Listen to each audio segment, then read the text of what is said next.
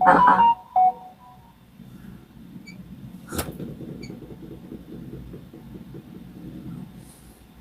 네, 안녕하십니까. 강현재 변호사입니다. 오늘 이 자리는 서울시장 야권 후보 단일화를 위한 자유시민 진영의 대토론회 및 그 결과를 발표하는 자리입니다. 대토론회에 앞서서 국민 의례를 하겠습니다. 첫 번째로 국기에 대한 경례를 하겠습니다. 모두 잠시 자리에서 일어서 주십시오. 국기에 대한 경례.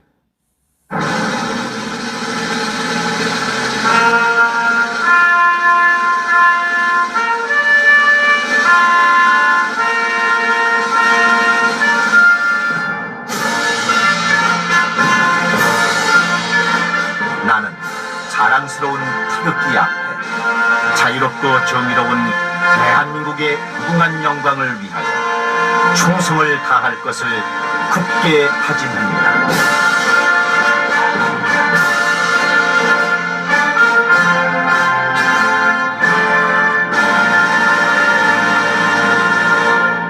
바로 이어서 애국가 제창이 있겠습니다. 애국가는 1절만 부르겠습니다.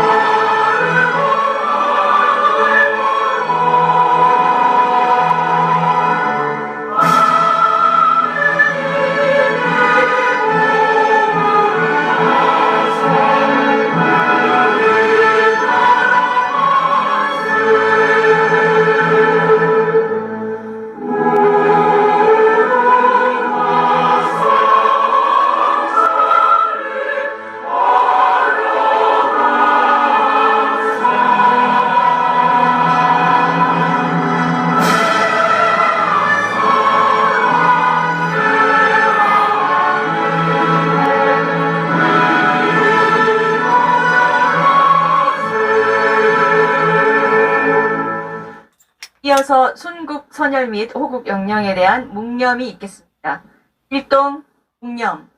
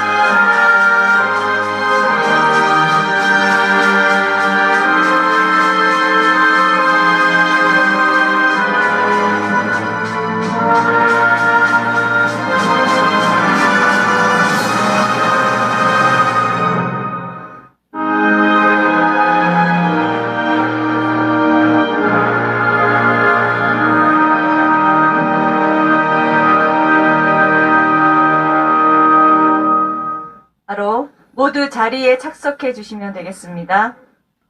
다음으로 국민혁명의장이시자 국민 멘토이신 전광훈 목사님의 인사말로 시작하겠습니다.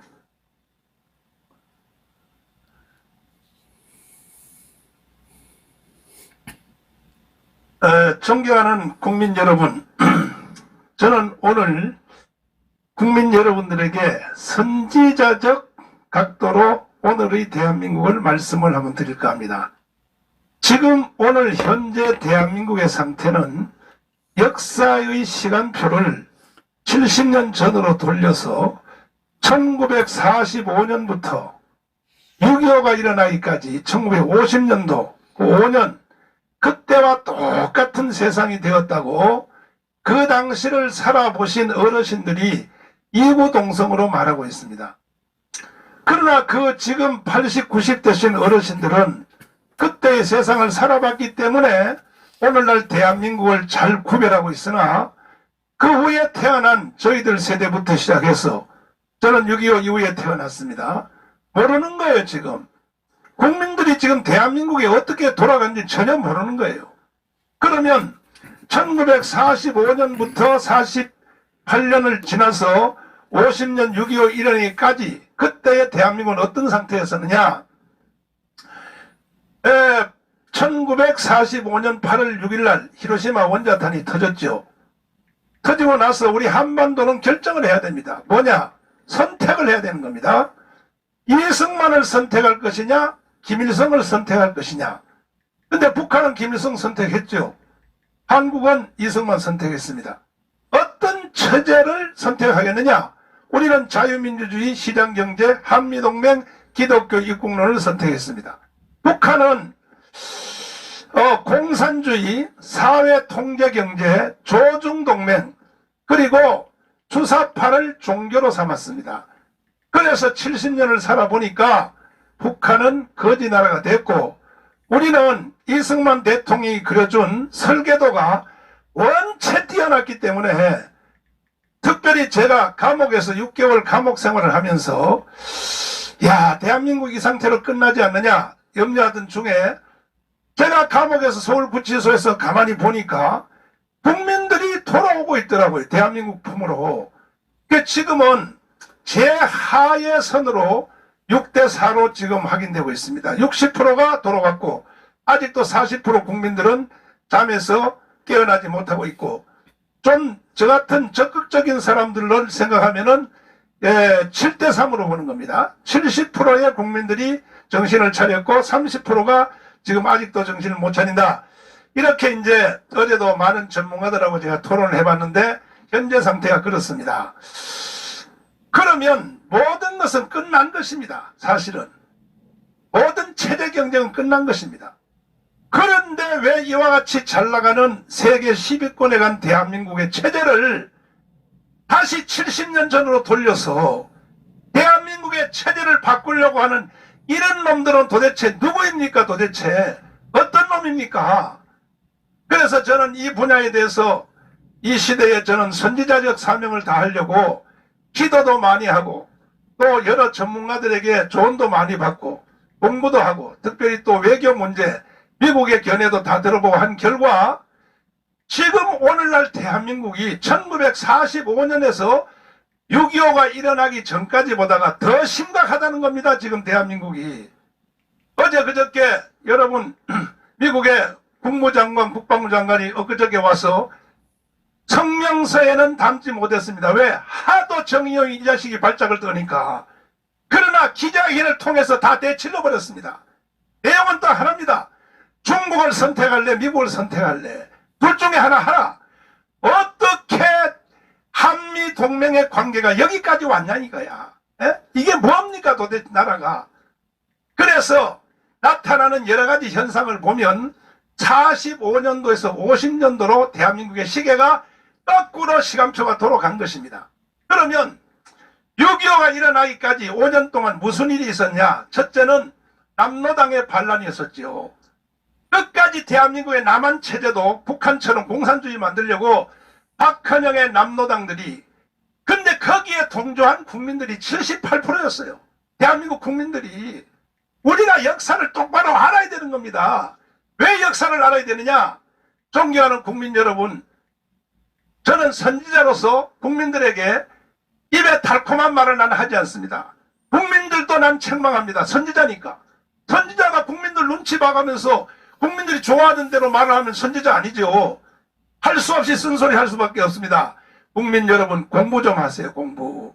언제 특별히 45년도부터 50년도까지를 공부를 철저히 하셔야 되고, 이 공부 안 한 사람들은 주민등록번호를 반납하십시오. 대한민국에. 대한민국 국민의 자격이 없습니다.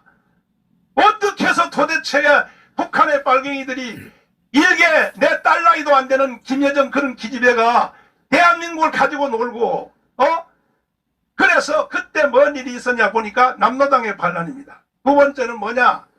그 모든 그들의 목표는 체제지요, 체제.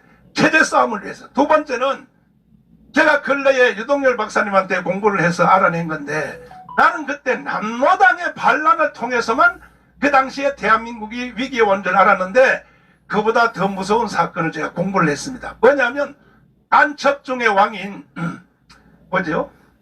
성시백.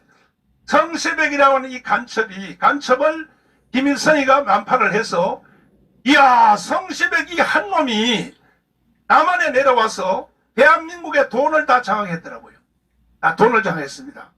오늘날 지금 대한민국의 체제를 다시 바꾸려고 대한민국의 돈을 전부 주사파애들이 다 잡았습니다. 현재 이번에 LH 사건, 그거 여러분 LH 사건 개인 사람들이 비리를 저질렀다고 봅니까? 그 돈이 수입을 만들어서 마지막 한 지점이 어디라고 생각합니까? 나는 주사파라고 생각합니다. 거기에 대해서. 그 다음에는 이제 뭐냐면은 대한민국의 언론을 다 잡았어요. 그 당시에. 이놈이 성시백이가 그 당시에 이중 이름으로 조선일보를 만들었어요. 중앙일보도 만들고 언론사를 만들어가지고 언론을 완전 장악했습니다. 오늘날 보십시오. 오늘날 KBS, MBC, SBS 완전히 북한한테 점령당한 것입니다. 특별히 이 국가에 대해서 또 애국에 대해서 대한민국 정신에 대해서 기사 쓰는 걸 보면 이거는 북한의 중앙통신이지 대한민국 언론이라고 볼 수가 없는 것입니다. 이만큼 지금 간첩들이 직접 내지는 간접적인 간첩들이 대한민국 언론을 다 틀어지었습니다. 여기에 그나마 그래도 보수 언론에는 조중동까지도 흔들리고 있어요. 조중동까지도. 그러니까 그때 세상보다 더하다고 하는 거예요. 누가? 90대신 어른들이 증언하기를. 그 다음에는 뭘 장악했습니까? 군대를 완전히 장악했습니다. 요거는 뭐 따로 분야에서 내가 공부를 세게 해봐서 아는데 6.25가 일어나기까지 우리나라에 최병덕 육군참모총장이 간첩이었습니다. 신성모도 간첩과에 속한 사람입니다. 증거요? 6.25가 일어날 때에 우리나라 군대 전방에 있는 군인들을 다 모내기 휴가 보냈지 않습니까? 모내기 휴가. 그리고 결혼하는 사람 태계로에다가 다 집단 결혼시키고 완벽하게 북한이 내려오도록 이 군대를 전체를 이 남로당이 점령해가지고, 그리고 이승만 대통령이 1950년 새벽에 4시에 전쟁이 났는데 대통령이 전쟁 났다는 걸 보고받는 게 어떠냐? 10시 반이에요. 10시 반. 경회로에서 이승만은 장로니까 구루마기를 입고 낚시를 하고 샤워를 하고 그래서 정동 교회를 가려고 나오는데 이것도 군대 체제가 보고한 게 아니에요. 참모총장이 보고한 게 아니에요. 진성마가 보고한 거 아니고 파주에 있는 일성 경찰관이 뛰어와가지고 대통령 앞에 푹 쓰러지면서 대통령각하 전쟁이 일어났습니다. 이게 바로 6.25입니다. 6.25. 그리고 사단장들이 전부 다 북한한테 체포 다 됐고 체포가 아니라 다 점령당했고 연대장들 실탄을 전부 다 걷어가지고 사고 난다고 실탄 창고에다 걷어놓고 이래서 6.25가 일어난 것입니다. 그러니까 우리나라 군대 다 넘어갔죠. 언론 다 넘어갔죠. 돈 다 넘어갔죠. 그 다음에 여기 남로당을 통해서 다 넘어갔죠. 그래서 이중체제로 성시백을 통한 간첩을 통하여 완벽하게 남한을 점령했고 그 다음에 박헌영을 통하여 이중 라인으로 대한민국을 완전히 점령해놓고 그것을 확인하기 위해서 일으킨 것이 6.25입니다. 그러면 그때하고 지금하고 지금 뭐가 다릅니까? 지금요 6.25 처자와 똑같게 되었습니다. 보십시오. 북한이 청와대 점령했죠. 그나마 그때는 청와대 하늘이 내려준 이승만이 있었기 때문에 그 위기를 이겼습니다. 그러나 지금은 청와대까지 먹었어요. 청와대까지. 청와대 보십시오. 청와대가 평양의 하수인이지 저게 무슨 청와대입니까? 정강훈 구속시켜. 그러니까 당정 구속시키죠. 박상한테 공풍선 날라보지 못해. 그러니까 바로 청와대에서 움직이죠. 청와대에서 북한의 오더를 받아가지고 경찰에 지시하고 경찰이 시민단체한테 선동하고 시민단체가 종로경찰서 고발하고 종로경찰서가 또 나를 조사하고 조사해서 다시 검찰에 올리고 검사들이 다시 법원에 넘겨서 이 라인이 지금 계속되고 있는 겁니다. 그리고 지금 대한민국의 현재 6.25 정부가 갔다는 이유는 똑같은 것입니다. 국회입니다. 국회. 그 당시도 간첩들이 유동열 박사님도 공부를 해서 알아요. 세상에 그 당시도 국회를 북한이 점령했더라고. 북한이 국회를. 지금 어떻습니까? 북한의 지시대로 법을 다 만드는 겁니다. 북한 지시대로 빵빵빵 방명이 되는 겁니다. 1에서 90 이상 되시는 연세 되신 분들은 지금 대한민국은 1945년, 50년도보다 더하다는 것이죠. 그 다음에 법원입니다. 보세요. 재판하는 거 보십시오. 저게 무슨 대법원입니까? 전부 다 청와대 내지는 북한의 지시에 따라 망명이 다 치고 있습니다. 현재. 그렇다면 대한민국 끝난 거 아닙니까? 그래서 나는 최소한 광주 사태, 그 다음에 더 확대되면 6.25 같은 일이 바로 우리 앞에 기다리고 있다. 왜? 쟤들은 지금 낮은 단계 연방제를 통하여 개헌하려고 하다가 아직도 대한민국 정신에 살아있는 사람들이 반발하니까, 그리고 또 안 되니까 이제는 기초 지방자치법을 고쳐가지고 밑바닥부터 지금 인민위원회를 구축하고 있고, 이렇게 해서도 안 되면 반드시 쟤들은 무장폭동을 일으키는 자작극을 할 것입니다. 저는 선지자입니다. 선지자. 국민 여러분들이 못 보는 일을 저는 먼저 보고 있는 겁니다. 그래서 어떤 사람들 저를 보고 목회만 하지 왜 애국운동 하느냐 이렇게 말할 때 난 대답합니다. 최소한 광주 사태, 또 조금 더 늘어나면 6.25 같은 희생을 나는 막으려고 꼭 겪어봐야 되겠습니까? 존경하는 국민 여러분, 지금 제 말이 무리하게 들리십니까? 두고 보세요. 앞으로 어떤 일이 일어나는가. 나는 2년 전에 한기총 대표장으로서 7가지의 사안으로 반드시 문재인 저놈은 간첩 내지는 북한에 동조하고 있는 놈이라고 난 발표했고, 그때 언론 더하기 국민들이 저보고 뭐라 그랬습니까? 정강훈 목사, 그건 너무 무리한 말이다. 지나친 말이다. 아직은 아니다. 근데 2년 지나고 보니까 내 말대로 안 된 게 어디 있습니까? 100%다 됐어. 100%. 마지막으로 그때도 그 위기를 우리 힘으로 극복한 것이 아닙니다. 미국 때문에 극복한. 6.25 때 미군이 안 왔으면 우리는 끝난 거예요. 여기 계신 기자님들도 다 수령님을 모시고 오손도손 살아야 됩니다. 그런데 지금 시청 앞에서 젊은 애들이 미군 나가라, 미군 철수하라, 이걸 공개적으로 수천 명들이 떠들어도 그보다 더 위험한 일은 뭡니까? 리포트 대사, 이번에 있는 미국 대사 말고 그 앞에 대사, 그분이 세종문화회에서 연설하려고 준비하고 있는데 면도칼 가지고 목을 그렸지 않습니까? 이거는요, 미국이 대한민국에 대해서 고도의 생각을 정리해서 그대로 넘어갔지, 보통 다른 나라에서 그런 일이 일어나면요, 바로 미국이 군사적으로 행동해버립니다. 놔두겠습니까, 그것을? 아니, 미국 대사에 모가지를 그렸는데, 바꿔 한번 생각해 보십시오. 우리나라가 파송한 일본 대사, 우리 주일 대사, 우리 대사입니다. 대사인데, 만약에 일본 놈이 우리 대사의 목에다 칼을 그렸다고 치면, 바로 대사 소환하고, 일본하고 바로 전쟁을 바로 선포할 겁니다. 대한민국 같으면. 미국이라고 멍청합니까? 근데 미국이 그렇게 안 했습니다. 안 하고 그냥 어떻게 한지 낮춰서 넘어갔습니다. 그 외에도, 자, 보십시오. 결정적인 거, 더 심각한 게, 트럼프 대통령이 방한을 했을 때, 뭔 일이 일어났습니까? 청와대에 정상회담으로 들어가는데, 시위대가 트럼프 대통령의 차를 막아가지고, 대통령이 그 차를 돌려서 돌아 들어갔지 않습니까? 전 세계 미국의 역사상, 미국의 현역 대통령이 다른 나라를 방문해서 시위대한테 막혀서 차가 정지된 사건이 있습니까? 전 세계? 그런 사례가 있었냐고요.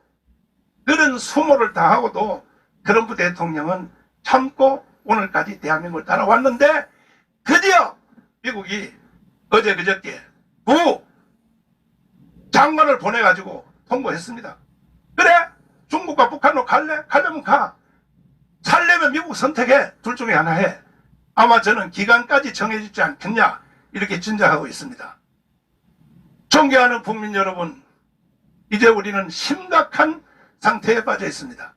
대한민국의 현행 체제를 지키느냐, 아니면 체제를 북한에게 내어주느냐, 이러한 결정적인 순간에 왔기 때문에 우리가 오늘 이와 같은 행사를 하는 건데, 이와 같이 대한민국이 풍전등화요, 지금 완전히 바람 앞에 등불같이 국가가 없어지느냐, 체제가 바뀌냐는 이런 상태인데도 대한민국의 지도자들이 시장 후보를 놓고 서로가 어느 한 사람이라고 난 말하지 않습니다. 오세훈, 안철수, 도대체 당신들이 뭐하는 인간이야? 뭐하는 인간이야? 나라가 지금 없어지는 상태예요 말이야.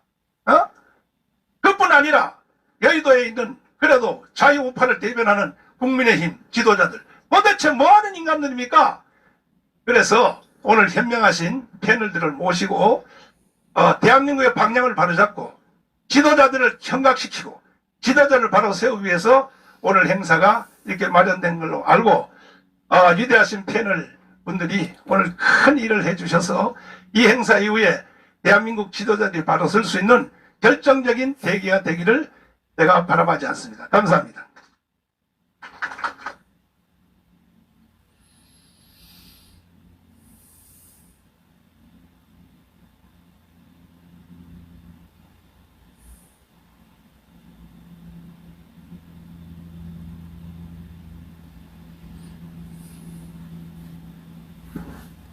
네, 정광훈 목사님 말씀 잘 들었습니다. 오늘 토론회는 대한민국의 바른 언론인 자유일보사에서 주관하고 또 범자유진영을 대표하는 언론 정치계 전문가분들 또 유튜브 언론의 대표분들을 제가 모신 자리입니다.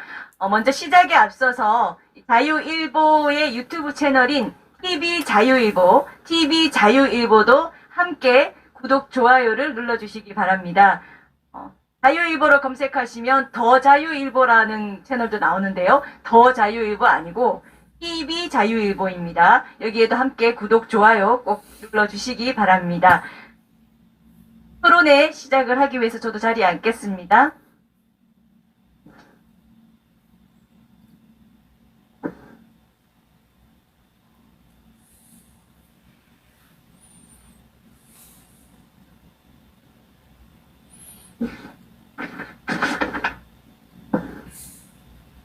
네, 오늘 토론회에서는 서울시장 범야권 후보 단일화와 관련된 핵심적인 질문들을 패널분들께 드리고 순서나 시간 제한이 특별히 없이 전문가분들께서 자유롭게 주고받는 식의 그런 토론을 하도록 하겠습니다.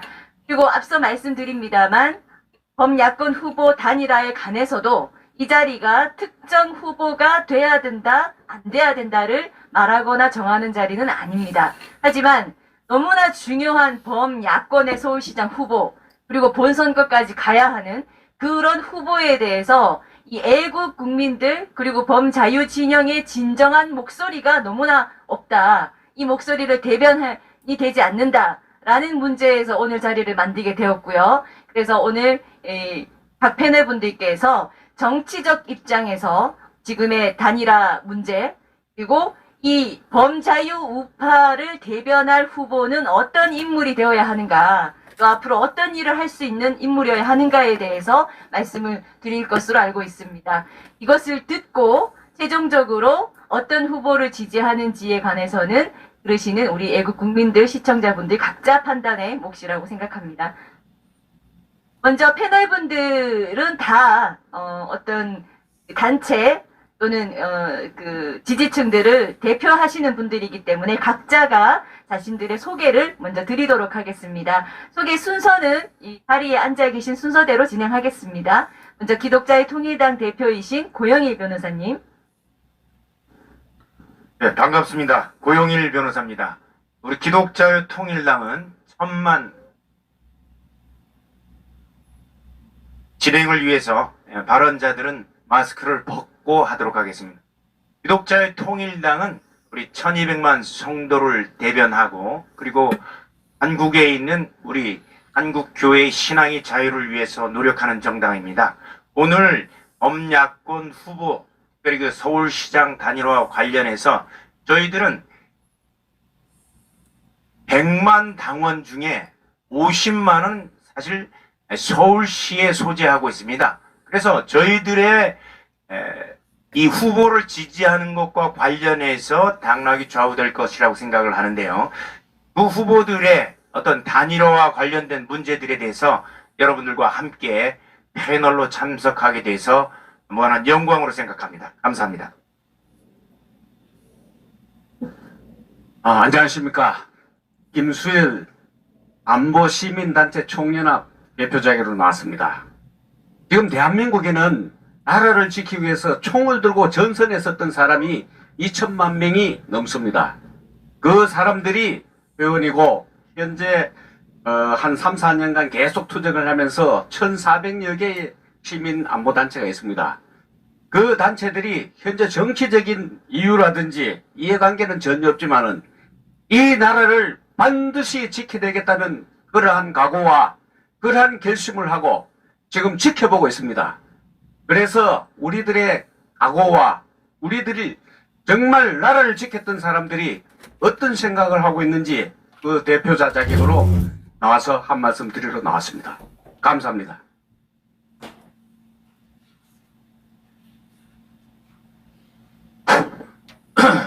전 김경재입니다.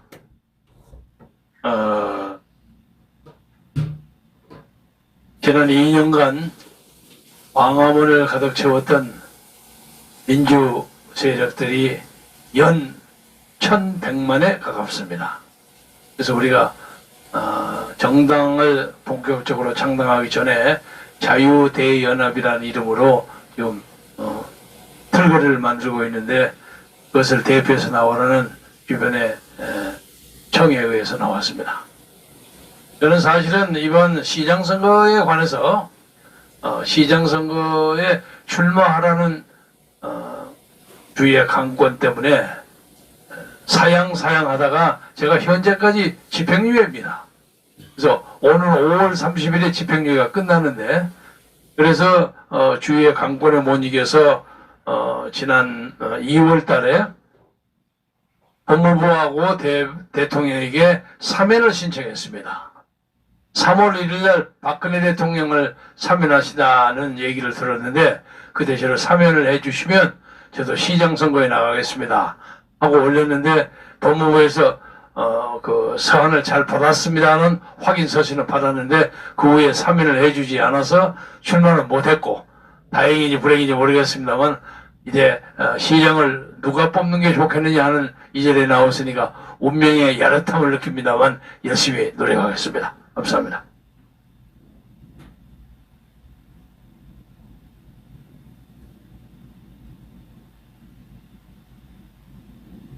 안녕하십니까. 저는 자유민주국민운동 상임 대표를 맡고 있는 최인식입니다. 저는 뭐 그렇게 유튜브나 이런 그 화면에 자주 출연하는 사람이 아니기 때문에 좀 생소한 분들이 계실 것 같아서 제 소개를 간략하게 좀. 우리 우파 자유애국진영의 운동은 원래 좌파와는 다르게 안보운동에서부터 시작이 되었습니다. 대개 좌파들은 공정이니 민주이니 평화이니 소수자에 대한 환경운동 등등을 가지고 포장을 하고 대한민국의 정체성을 무너뜨리는 그런 역할을 했다면 우리 애국 자유진영은 국가의 안보, 체제의 수호 이런 걸 중심으로 운동을 해왔고 2003년도가 아마 우리 애국 안보운동의 시작이 그렇게 되지 않았나.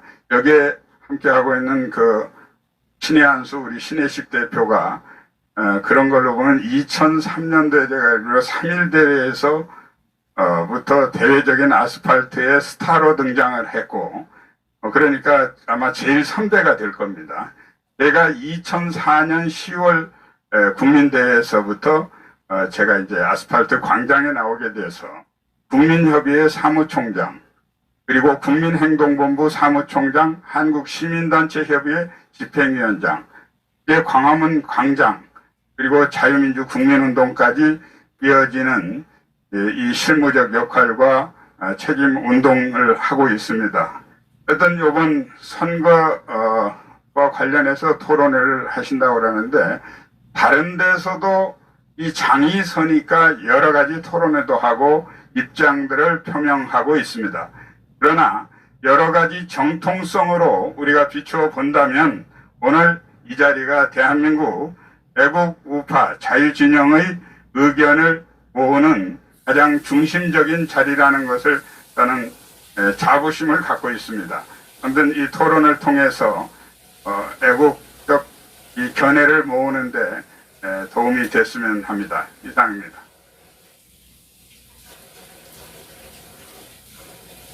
네, 안녕하십니까. 이봉규입니다.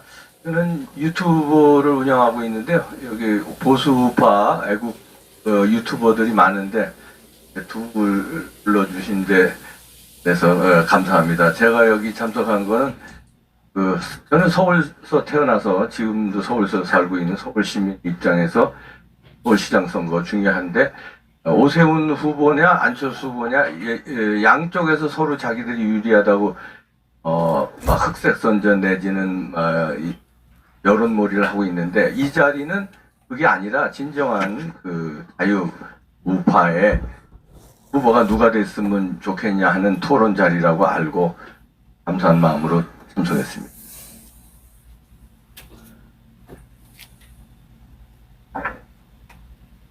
예, 안녕하십니까. 신의 한수의 신혜식입니다. 오늘 오면서 보니까 안철수가 기자회견을 했어요. 그걸 다 보고 오느라 잠시 있었는데, 일단 모든 것을 양보하고 단일화를 하겠다. 기자회견을 했습니다. 단일화가 될 것으로 보이고, 이 자리는 단일화가 되면 어떤 사람을 우리가 일을 해야 될 것인가. 여론조사가 있거든. 여론조사에서 우리가 어떤 사람을 해야 될지, 또 이후 문제는 어떤 것들이 있을지, 그것들을 한번 심도 있게 토론을 하는 자리 같습니다. 저도 그런 의견을 여러분들께 말씀드리도록 하겠습니다. 네, 안녕하십니까. 명삼입니다. 저는 20대 후반부터 지금 현재까지 언론계에서 일을 하고 있는, 요즘처럼 이렇게 제가 걸어왔던 이 언론계에 몸담았던 것이 참담하다라는 생각을 금할 수가 없는 상황입니다.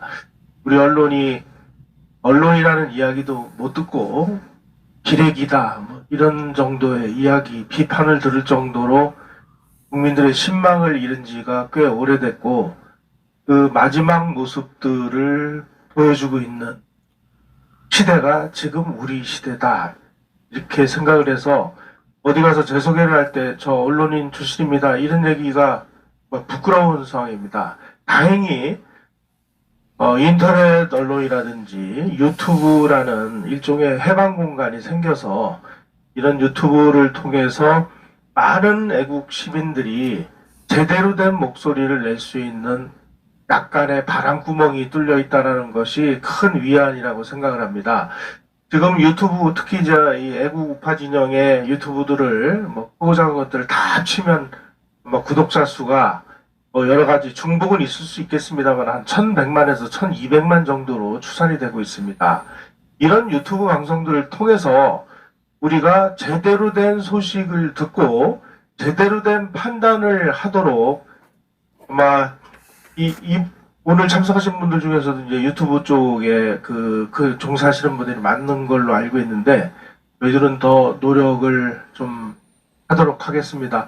오늘 특히 이제 서울시장 그 선거를 앞두고 누구를 어떻게 해야 되느냐 하는 그런 그 고민스러운 자리인데 하여간 저희들이 저도 나름대로 제 나름대로의 견해를 좀 말씀드리도록 하겠습니다. 고맙습니다. 네, 방금 신혜식 대표님께서 말씀하신 대로 저희가 오늘 토론회를 시작할 즈음에 언론에 뉴스가 났습니다. 패널분들께서도 못 보신 분들 계실 것 같아서 제가 잠깐 말씀드리면 국민의힘 측에서 얘기해온 방식을 안철수가 수용하고 그렇게 됐을 경우에 이제 주말에 여론조사 등을 거쳐서 후보 선거운동이 시작되는 25일 전에 단일화 후보가 나올 것이다 라고 전망하는 그런 뉴스가 났습니다. 그래서 오늘 토론회에서 어제 불발로 끝났던 단일화에 대한 문제를 중점적으로 다룰 수는 없을 것 같고요.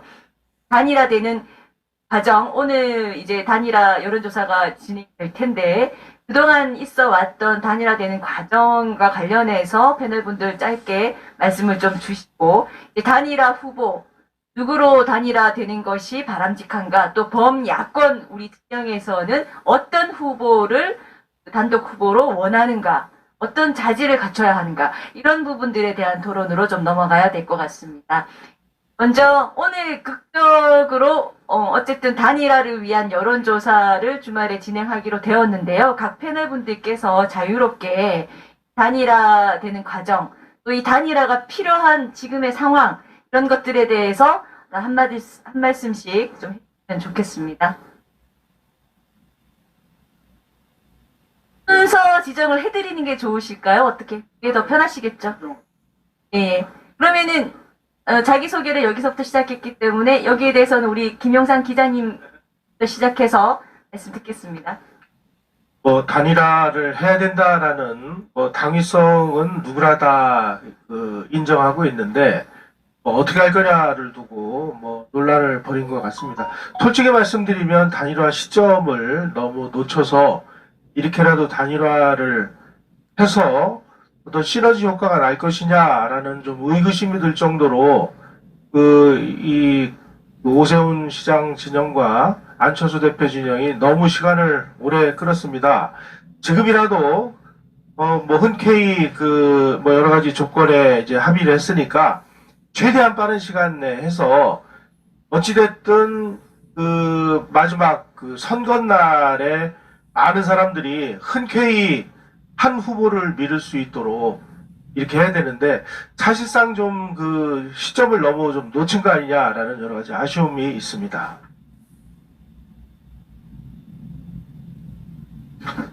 뭐든지 시기와 때가 있는 건데 그렇다고 해서 늦었냐 않은 것 같더라고요. 일단 주말까지 하게 될 거 아니냐 이런 생각이 듭니다. 안철수가 양보를 했다는 건 아무래도 불리한 상황에서 일을 하겠다는 얘기니까 주말에 여론조사를 하게 될 거라고 생각합니다. 굉장히 중요한 건 주말에 여론조사를 하면 이 방송을 보신 분들이라든가 또 우리 애국 신영에서는 어떤 사람이 적합한 사람일 것이냐 이게 더 중요할 거라고 생각합니다.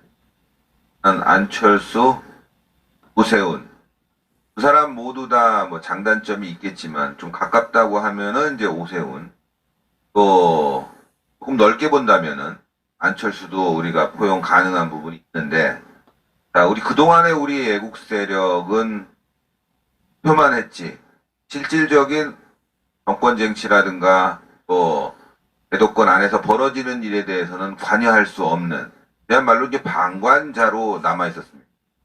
오세훈 후보는 그런 틈을 열어주는 공약이 하나도 없습니다.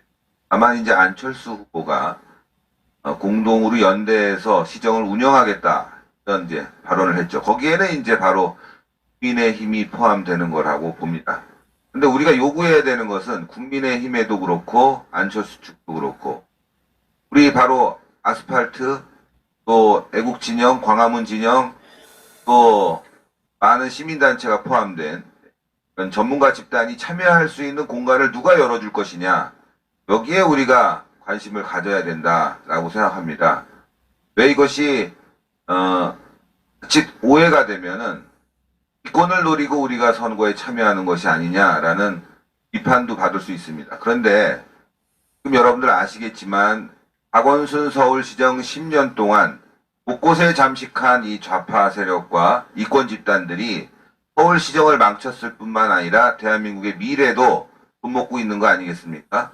그런데 그런 자리에 또다시 정치권 인사들이 그야말로 아무런 생각 없이 이권에 의해서 움직인다면 박원순 망친 서울시정 제대로 잡을 수 있겠습니까? 그래서 저희 애국 진영에는 전문가 집단도 충분히 있고 경험이 많은 그리고 이 사회에 도움이 될 수 있는 분들이 충분히 있다. 그런 분들이 이번에 서울시정에 참여할 수 있는 또 정책을 제안할 수 있는 일을 누가 제일 많이 받아줄 것인가 이거를 저희가 답을 받고 움직여야 되지 않겠나 싶습니다. 이것이 어떤 이익이라든가 또 이해 집단의 움직임으로 보기보다는 이제 앞으로 이제 대선도 남아 있습니다. 그래서 애국 세력들이 어떤 부분에 참여해야 될 것인가를 분명히 밝히고 거기에 의해서 움직여야 되지 않나 싶습니다. 그래서 오해할까봐 다시 한번 강조드린 건데 그런 점에서 볼 때 그 후보에게 우리는 요구를 해야 됩니다. 일단 뭐 길이 열려있는 안철수 후보도 있고 오세훈 후보에게도 자, 앞으로 박원순이 망친 부분에 있어서 우리가 어떻게 이 전문가 집단이 애국 세력이 참여할 수 있는 길이 있겠느냐라는 부분을 제시하고 적극적으로 도와야 되지 않을까 싶습니다. 그 방법에 대해서는 워낙 긴 또 시간이 지금 길게 걸리기 때문에 혹시 남게 되면은 말씀드립니다. 네, 저는 아까 제 인사할 때도 서울에서 태어나서 지금도 서울 살고 있는 시민이라고 주장을 했는데 왜냐하면 서울 토백이들이나 서울 시민들이 착한 것 같아요. 한 걸 넘어서 좀 바보 같다 이런 얘기도 있는데요. 왜냐하면 이 지방에서 제가 뭐 지방에서 오신 분들하고 차별하자는 얘기는 아닙니다.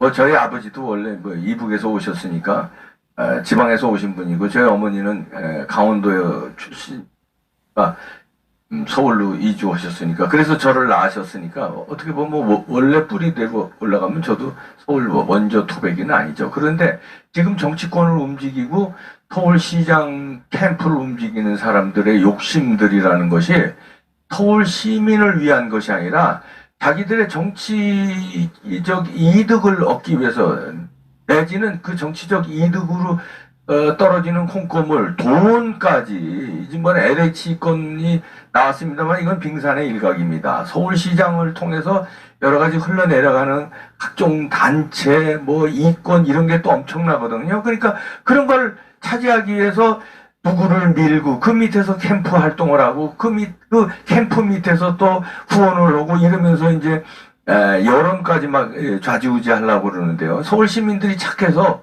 그런 거에 넘어가는데 그럼에도 불구하고 이번에는 최선은 없습니다. 제가 볼 때 오세훈 후보도 서울 시장을 던져가지고 이 꼴을 만드는 원죄가 있고요. 안철수도 보수 단일화 실패하는데 지금 몇 번째입니까 이번에도 아름다운 단일화가 지금 아직까지는 안 되고 있는데 그래도 자기 원죄를 조금이라도 씻으려고 전격 수용을 조금 전에 했다는데 저는 그래서 서울 시민들이 최선은 없는데 그래도 차선이라도 우리가 중심이 돼서 차선 후보를 우리가 결정해야 된다.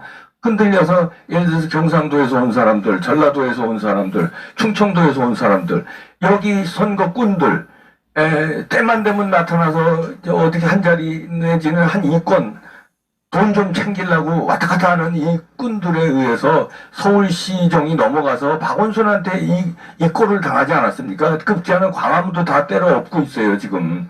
광화문 보세요. 이렇게 하는데 이거는 우리 보이는 광화문이 때려 엎어지는 거죠. 보이지 않는데 어마어마한 지금 다 부수고 있습니다. 사회주의, 공산주의로 가고 북한에 막 지원하고요. 서울시 예산으로 북한에 지원해요. 그런데 최선은 없고 차선이라도 왜 지금 우리가 필요하냐면요. 차도살인이라고 남의 칼을 빌려서라도 쳐야 됩니다. 누구를 쳐야 돼요? 이 나라를 사회주의 공산주의로 가져가자는 문재인 대깨문 주사파 정권을 쳐야 되는데 우리의 자유우파 후보는 없잖아요. 없으니까 안철수도 자유우파 후보 아니고요. 미안하지만 오세훈도 자유우파 후보 아니에요. 그러나 차도살인이라도 이 사람들을 내세워서라도 어떻게 단일화 저는 둘 중에 하나 팁을 드린다면 지금 아름다운 단일화가 안 됐는데 솔로몬의 판결처럼 솔로몬처럼 그 엄마 있죠. 내 아기 생엄마는 포기를 하지 않습니까? 지금 사표 내는 사람은 서울시를 구하고 자기는 영웅된다. 그게 안철수가 됐건 오세훈이 됐건 여론조사 문항 지금 안철수가 다 받은 거예요. 그거 받아가지고 뭐 이미 단일화 아름다운 단일화 명분은 컨벤션 효과는 깨졌습니다. 그러니까 지금 영웅이 되려면 두 사람한테 다 얘기합니다. 지금 사표 내는 사람이 영웅된다. 안철수 그 전에 사표 낸 거하고 다릅니다. 그건 박원순하고 사표를 낸 거 아니에요. 그건 주사파 정부 이 꼴을 만드는 데 사표 냈으니 그 원죄가 있으니까 지금 사표 내면 원죄를 갚을 수 있는 길이다. 오세훈에게도 말합니다. 오세훈이 자기가 적통 아니에요. 누가 적통이라고 그래요. 서울시를 이 꼴로 만드는데 원죄 있어요. 왜 그걸 내던져? 그리고서 자기가 서울시장 할 때는 뭐 잘한 거 있어요? 원죄가 있어요. 그 원죄를 갚으려면 사표를 내고 진짜 단일화. 사표 내면 그게 진짜 단일화 아닙니까? 그런 사람은 서울시를 구하고 나라를 구한다. 그리고 본인도 영웅이 된다. 근데 욕심들이 많아서 이걸 못 알아듣는 것 같은데 곰곰이 생각해 보십시오. 나중에 둘 중에 하나는 분명히 후회하게 되고 둘 중에 하나 후회가 아니라 서울시 전체 대한민국이 후회되는 날 그때 그 죄를 어떻게 죄값을 받을지 큰 죄값을 받게 되는데 그 죄값 받기 전에 자국이 영웅이 되는 길을 선택해 주길 바랍니다.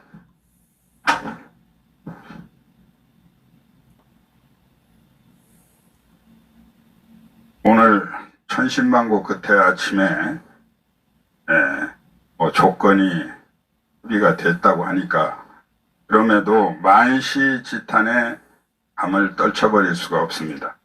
단일화란 시기가 문제인데 이런 것들이 다 늦어졌고 어쨌든 다행인 일이긴 합니다.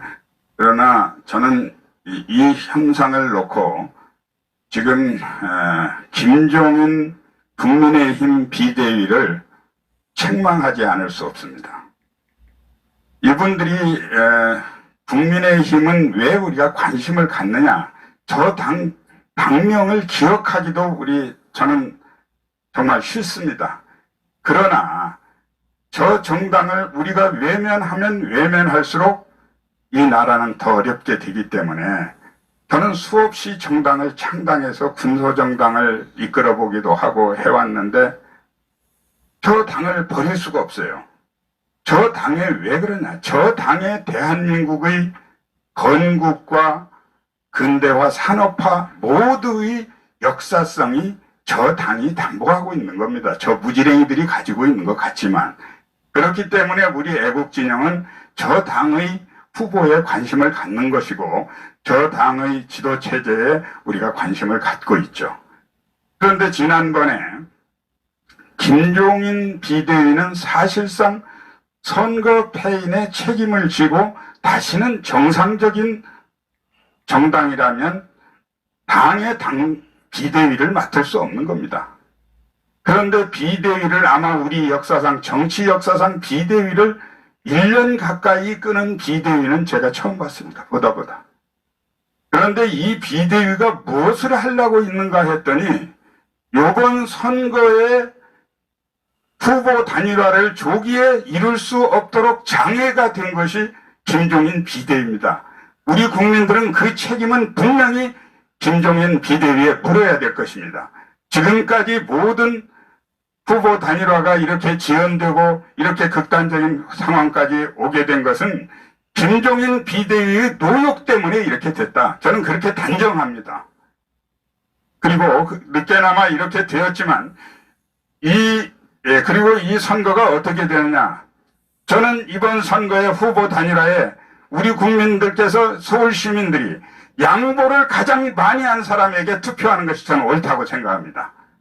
자, 보면 어떤 양보를 이번 선거에 우리 그만둬라. 이 그만둘 수도 있지만 그만둔 것보다는 우리가 보면 그 과정에서 단일화 과정에서 어떤 사람이 가장 더 양보를 많이 했느냐. 그분이 정말 솔로몬의 생모라고 생각을 합니다. 이렇게 되어서 늦게나마 성공을 해야 되고 우리는 어떤 후보가 되더라도 안철수가 되든 오세훈이가 되든 김종인 비대위가 아무리 미워도 이번 서울시장 선거는 반드시 우리 대한민국의 미래를 걸고 반드시 우리가 승리해야 되기 때문에 이렇게 관심을 갖고 우리 모두 함께 힘을 모아주시기를 바랍니다. 제가 먼저 말씀을 드리겠습니다. 후보 단일화 하는데 정말 우리 국민들은 가슴이 아픕니다. 도대체 이게 나라냐? 이것도 나라냐 하는 탄식이 절로 나오는데 대한민국이 지금 없어질지도 모르는 이 절체절명의 위기에서 서로 여론조사가 어떠니 뭐니 하면서 참 아름다운 그러한 단일화할 수 있는 기회를 놓친 점에 대해서는 정말 대단히 가슴 아픈 일이지만 그래도 또 한편 국민들이 그만큼 관심을 가지고 있기 때문에 더 극적인 어떤 것이 일어나서 정말 이길 수 있는 싸움이 된다면은 그것도 나쁘진 않다고 생각합니다. 그래서 양 후보에게 저희들은 얘기합니다. 어떻게든 자기 개인의 어떤 정치적인 이해나 이런 것을 생각하지 말고 오직 국민만 보고 정말 내가 할 수 있는 애국이 뭔지 정말 내가 할 수 있는 일이 뭔지 보고 납작 엎드려야 됩니다. 그렇게 해서 이 나라를 구해야 되는 일에 신경 써야지 정말 다른 것을 본다면은 더 이상 이 나라는 희망이 없습니다. 대선의 전초전이라는 이 말이 정말 실감이 날 것입니다. 고작 1년짜리 서울시장 후보를 위해서 이 국민들이 갖는 관심이 이만큼 있는 것은 이것이 그만큼 중요하기 때문입니다. 그래서 반드시 이겨놓고 싸워야 되는데 이겨놓고 싸우는 방법이 뭡니까? 싸움터는 우리에게 지금 유리합니다. 저들이 저지른 신적폐, 한미동맹 파괴, 공산주의를 가는 거 모든 거 국민들이 이제는 유튜브를 통해서 또는 정규 시민단체 활동을 통해서 대부분이 알고 돌아오고 있지 않습니까? 여기에 이제 싸울 장수가 문제인데 장수들이 지금 제대로 못하고 있으면은 국민들이 어떻게 되겠습니까? 싸울 수 있는 여건, 이길 수 있는 조건도 마련됐는데 장수들이 제대로 못하면 안 된다. 그래서 우리는 전략적인 선택을 할 것입니다. 만약에 안 된다면은 우리들이 결정해서 반드시 관철될 수 있도록 이렇게 할 것이니까 두 후보께서는 그리고 각 그 두 후보를 지지하는 정당 이런 모든 분들이 합심해서 국민들이 열망하는 대로 좀 움직여 주기 바랍니다. 국민들이 원하는 것은 단일화 빨리 해서 어떻게든 이겨달라는 겁니다. 그 주문에 충실해 주기 바랍니다. 예, 기독교의 통일당의 고영일 변호사입니다. 우선 우리 성경에서는 전도서에서 천하의 범사가 기한이 있고 모든 목적이 이룰 때가 있다고 얘기를 하고 있습니다.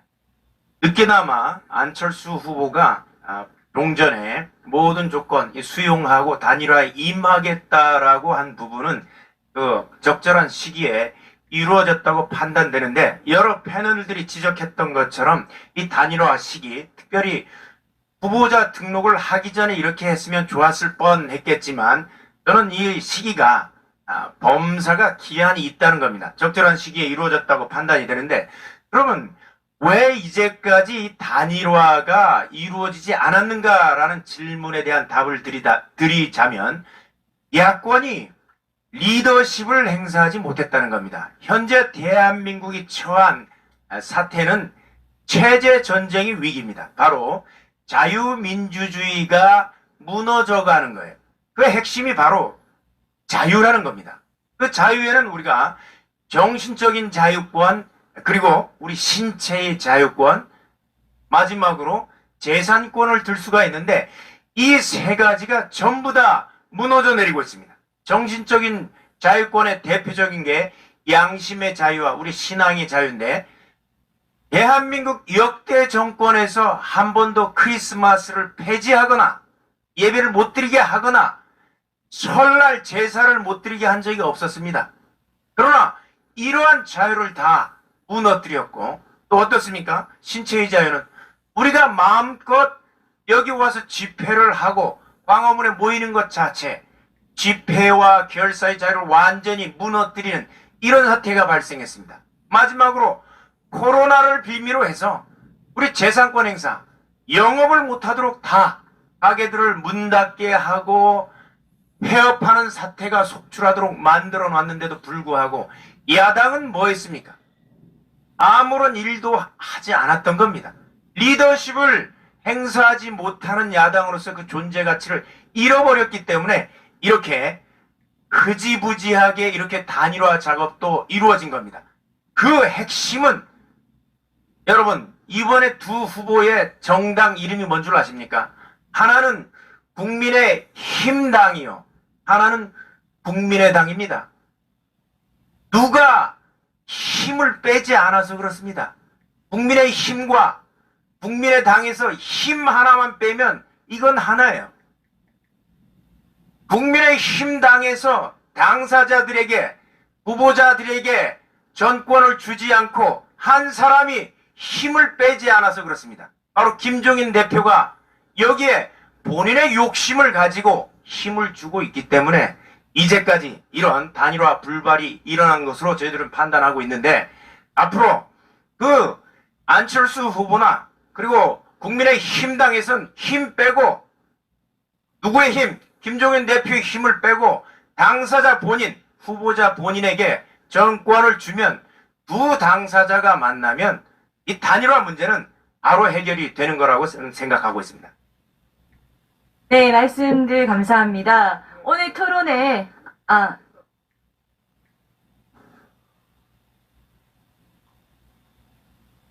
여러분들이 중요한 말씀을 많이 하셨으니까 제가 해야 할 얘기가 다 들어가서 제가 반복하지 않아도 되겠습니다. 아까 고영일 변호사하고 최인식 대표가 말씀하신 김종인이라는 사람에 대해서 한 말씀 드리겠습니다. 김종인 씨는 정치적인 경력으로 봐서 그동안 이런 식의 자리에 많이 올라섰는데 성공보다 실패가 좀 더 많았습니다. 그리고 이번도 전체적인 국면을 보자면 단일화에 문제가 되는 것이 김종인 씨였습니다. 맨 처음에 안철수 후보에게 네 하고 싶으면 우리 당으로 들어와라. 그러면 들어와라고 얘기했던 그 대표가 안철수에 있는 감정이 저 사람은 토론도 못하는 사람. 이런 식으로 사람을 깎아내리는 그 당에 들어가면 안철수가 제대로 경선을 할 수가 있었겠습니까? 그렇죠? 그냥 그 안에 싸가지고 원오브 댐으로 n분의 1로 해가지고 적당히 뭉개버리겠다는 얘기처럼 오해받을 수 있는 거 아닙니까? 그리고 최근에 이렇게 아주 그 결정적인 크리티컬한 측면에서 오하고 아니 싸움하는 건 모르는데 왜 김종인 씨가 나서서 이래라 저래라 합니까? 이것이 문제가 됐어요. 그래서 저는 김종인 씨가 4월 7일까지 이제 임기가 정해져 있는데 이 국면을 해결하는 가장 결정적인 방법은 오늘 김종인이가 사퇴하는 것입니다. 그러니까 안철수 후보가 자기가 상당히 불리하다는 조건을 다 받았어요. 왜냐면 자기 안 받으면 자기도 역사 죄인이 된단 말이야. 이기고 지고 간에 받았어요. 그러면 저쪽도 그에 상응하는 예우가 있어야 될 거 아닙니까? 그래서 오세훈 후보는 그래도 10% 유선을 5%까지 내렸죠. 성의를 베풀었어요. 그러니까 이 문제에 대해서 지금 문제를 해결해야 할 것은 이걸 정말로 감동적으로 모든 국민에게 감동을 줄 수 있는 아이템은 김종인의 오늘 사퇴입니다. 제가 이 말씀을 강조하고 싶고요. 그 공교롭게 어제 나오는 여론조사를 보니까 유선 전화를 포함시키면 오세훈이가 이기고 유선을 빼고 완전히 무선으로 하면 또 안철수가 이기더라고요. 그게 참 오묘한 셈본인데 그런데 그런 것을 가지고도 유선을 선택하고 심지어 그 선거를 책임진다는 안철수 측의 서울시당위원장이라는 사람은 유선을 50%를 넣어도 받겠다. 이러고 나오더라고요. 그래서 성명서가 방금 여기 왔습니다. 와서 뭐 꼭 읽을 필요는 없습니다만 자기는 어떤 경우가 돼도 유불리를 따지지 않고 단일화 시키겠다. 그래서 늦게나마 그런 문제에 대해서는 안철수 후보의 용단을 높게 평가합니다. 아까 또 조금 시간이 지났다는 얘기도 있긴 있습니다만은 이런 것이 어떻게 시간이 빨리 정해지겠습니까? 그래서 지금 여기 주장을 보면 이런 게 있습니다. 28일까지 용지 인쇄를 할 때까지 기다릴 것이 아니라 25일 공식 선거를 시작할 때부터 단일 후보가 될 수 있도록 빨리 투표를 했으면 여론조사를 했으면 좋겠다 하는 게 안철수의 제안인데 이것을 국민의힘에서 받아줬으면 좋겠다 이런 말씀을 드리고 국민의힘은 최근에 일련의 정치적 상황 쪽에서 더불어민주당보다 한때 정당 지지가 막 올라가고 하니까 굉장히 고무됐던 모양인데 그것은 이번이야말로 시장 선거를 해서 야권이 이겨야 하겠다는 국민들의 여론이 반영된 것이지 국민의 힘이 이뻐서 한 건 아니잖아요. 솔직하게 말해서. 그래서 그동안 국민의 힘이 정말 국민의 심지어 국민의 암이라고까지 평가를 받았습니다.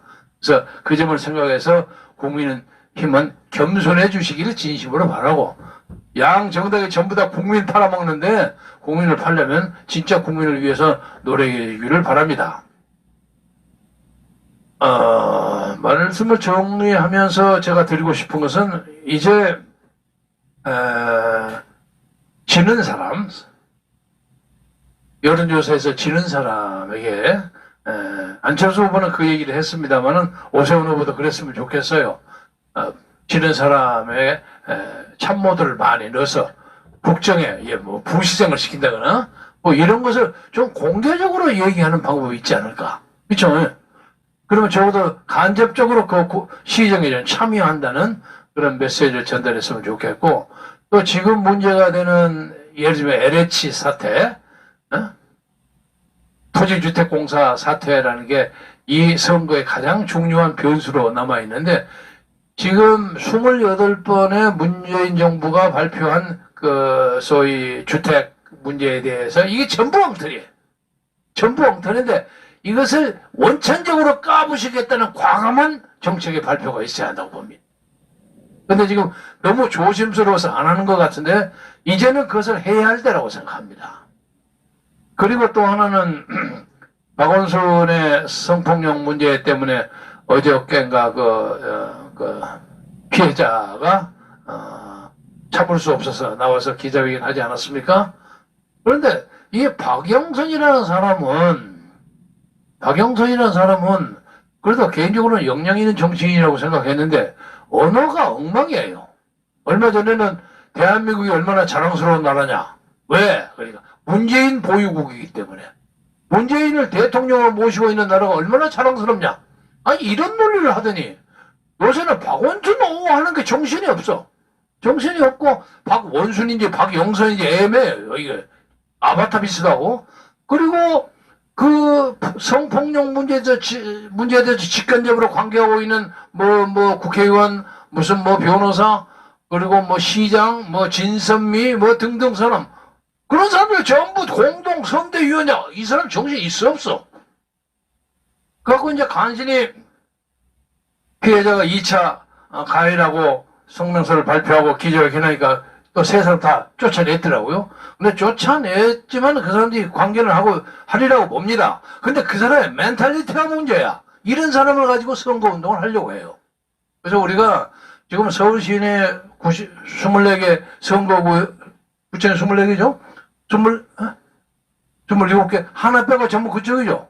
그래서 이 시정부의 공무원 조직이라는 것은 거의 완벽하게 더불어민주당이 장악하고 있습니다. 그래서 우리가 외향적인 공기는 좋지만 이거 전면을 붙지 않고는 이길까 말까 하는 전쟁입니다.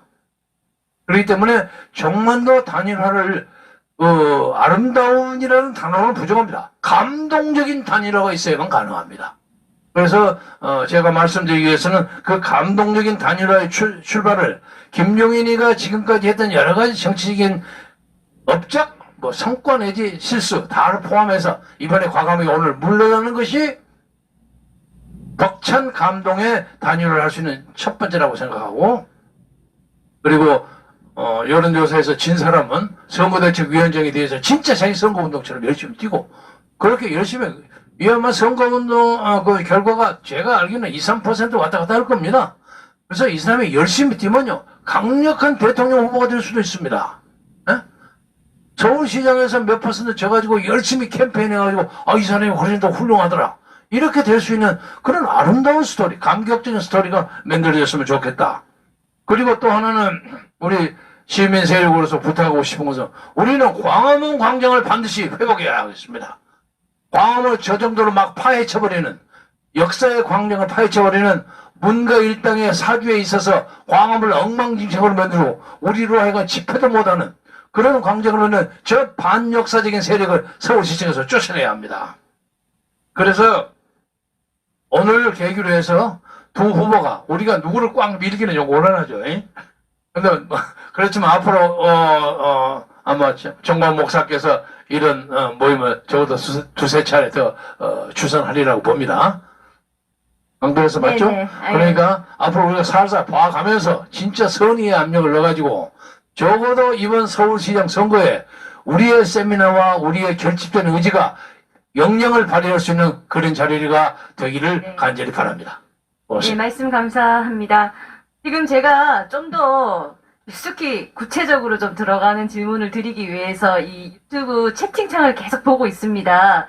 보다 보니까 지금 우리 전문가 패널 분들께서 말씀을 하시면 하실수록 누구를 지지하느냐가 막 혼란스러우신 것 같아요.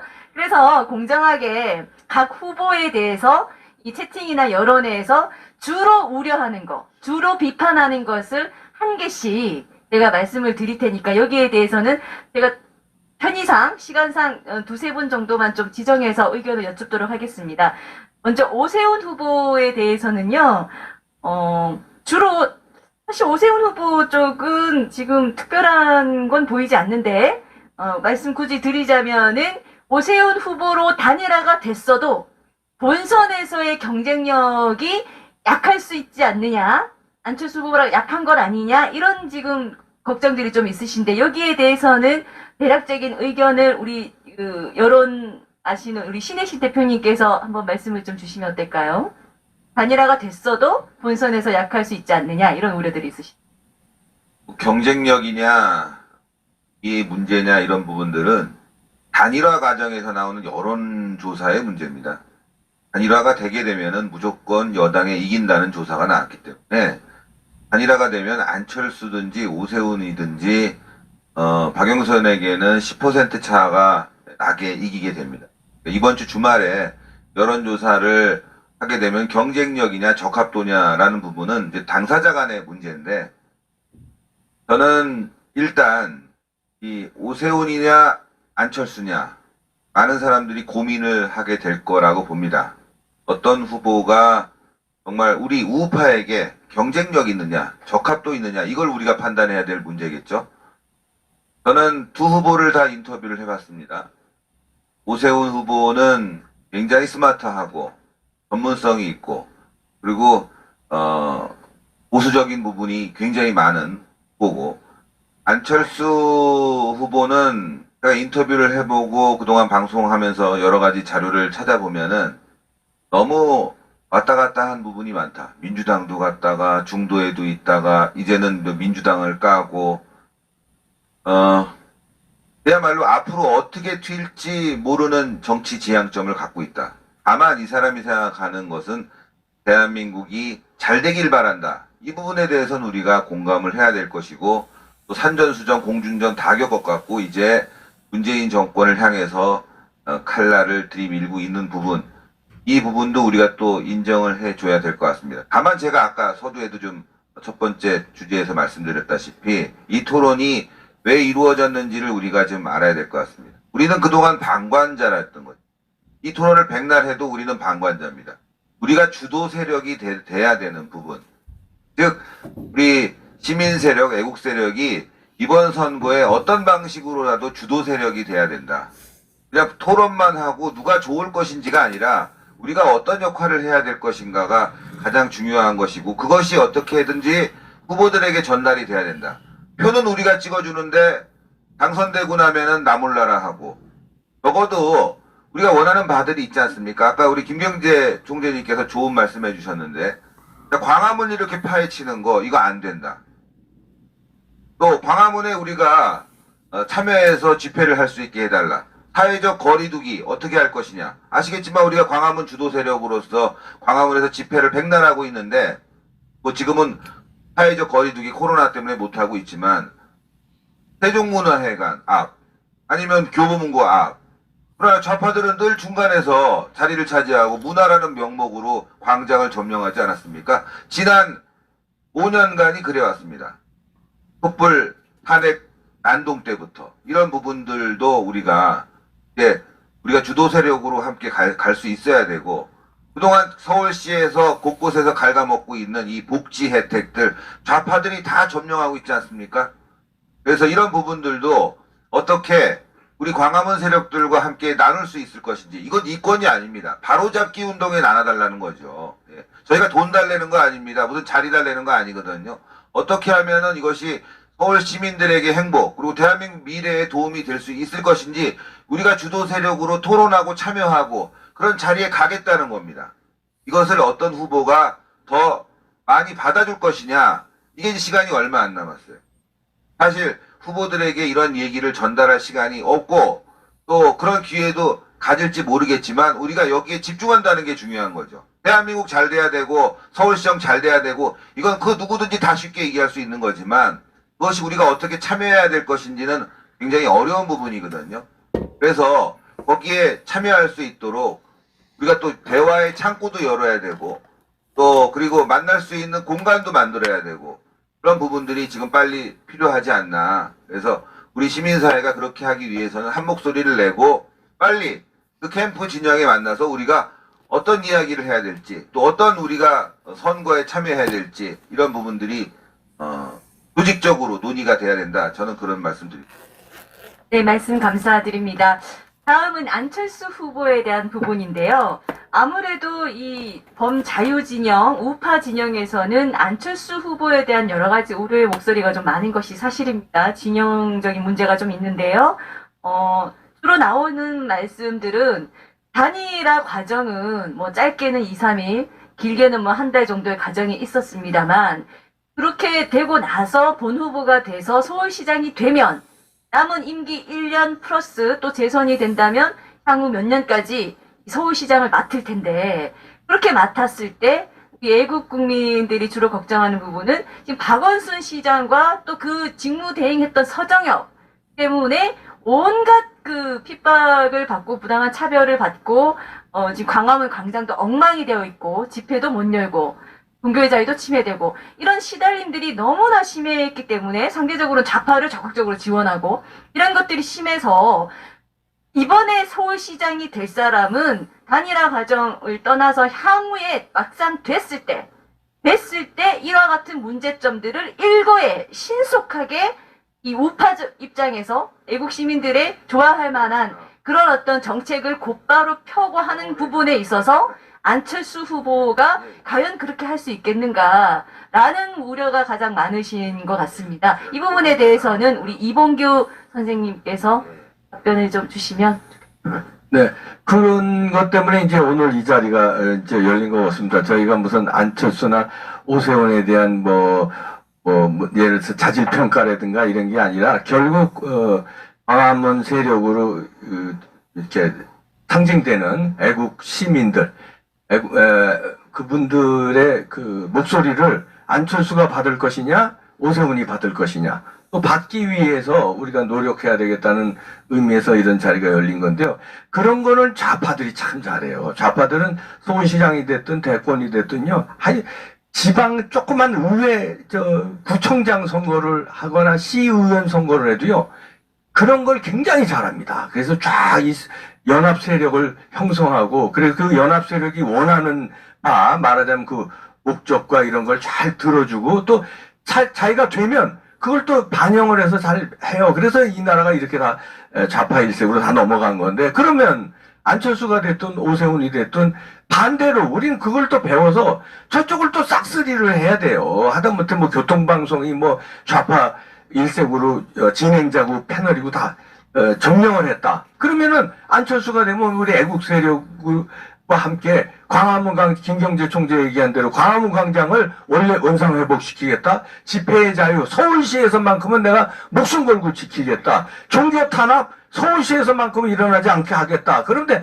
말로만 하는 게 아니라 우리 이제 애국 시민 단체장들이라든지 이런 데하고 적극적인 채널을 통해서 내가 서울시장이 되면 이렇게 당신들이 원하는 거를 해줄 테니 돈은 내가 못 준다. 그거 돈 주면 서로 걸리니까 해줄 테니 당신들도 날 도와줘라.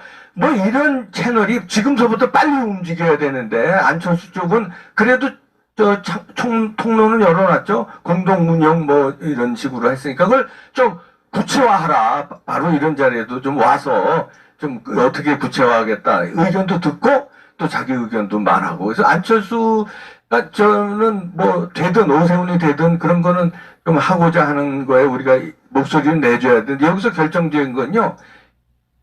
과연 이길까? 저는 힘 빼는 소리지만 과연 이길까요? 이게 이긴다의 얘기인데 제 생각엔 불길한 생각인데 저는 서울시장은 지고 부산시장은 이긴다.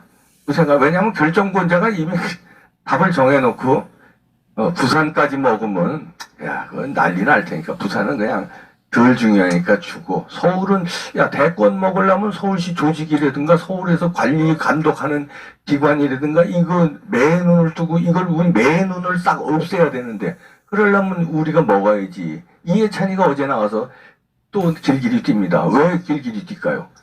이번 선거 먹으려는 거예요. 또 저는 불길한 생각이 제 예측이 틀렸으면 좋겠습니다. 그래서 이런 얘기를 하는 건데 안철수가 되든 오세훈이 되든 그래서 자유우파 이 시민단체들 끌어안아야 된다는 게 부정선거에 대해서 누가 싸웠습니까? 국민의힘이 싸웠습니까? 누가 싸웠습니까? 자유우파 아스팔트 세력이 싸웠어요.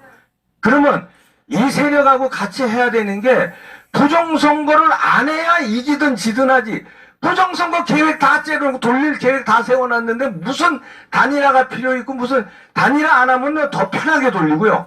그래서 제가 아름다운 단일화, 감동적인 단일화 얘기하는 게 뭐냐면 사표 내라는 게 완전히 죽사발나는 단일화를 해버리면, 그러니까 감동적인 단일화, 김정재 총재 얘기한 단일화 해버리고 김종인이 사퇴하면요, 쟤네들이 부정선거 돌리려고 그러다가 이거 돌렸다간 우리 골로 가겠다. 지금 분위기가 심상치 않다. 그런데 그게 아니고 뭐 여론조사 적합도냐 경쟁력이냐 그래 5% 10% 받고 어쩌고 저쩌고 투표 용지 나오기 전에 어쩌고 저쩌고 핸들 그래 잘하고 있어. 오케이 알았어. 자 이해찬 나가서 선수 나가서 출동합니다.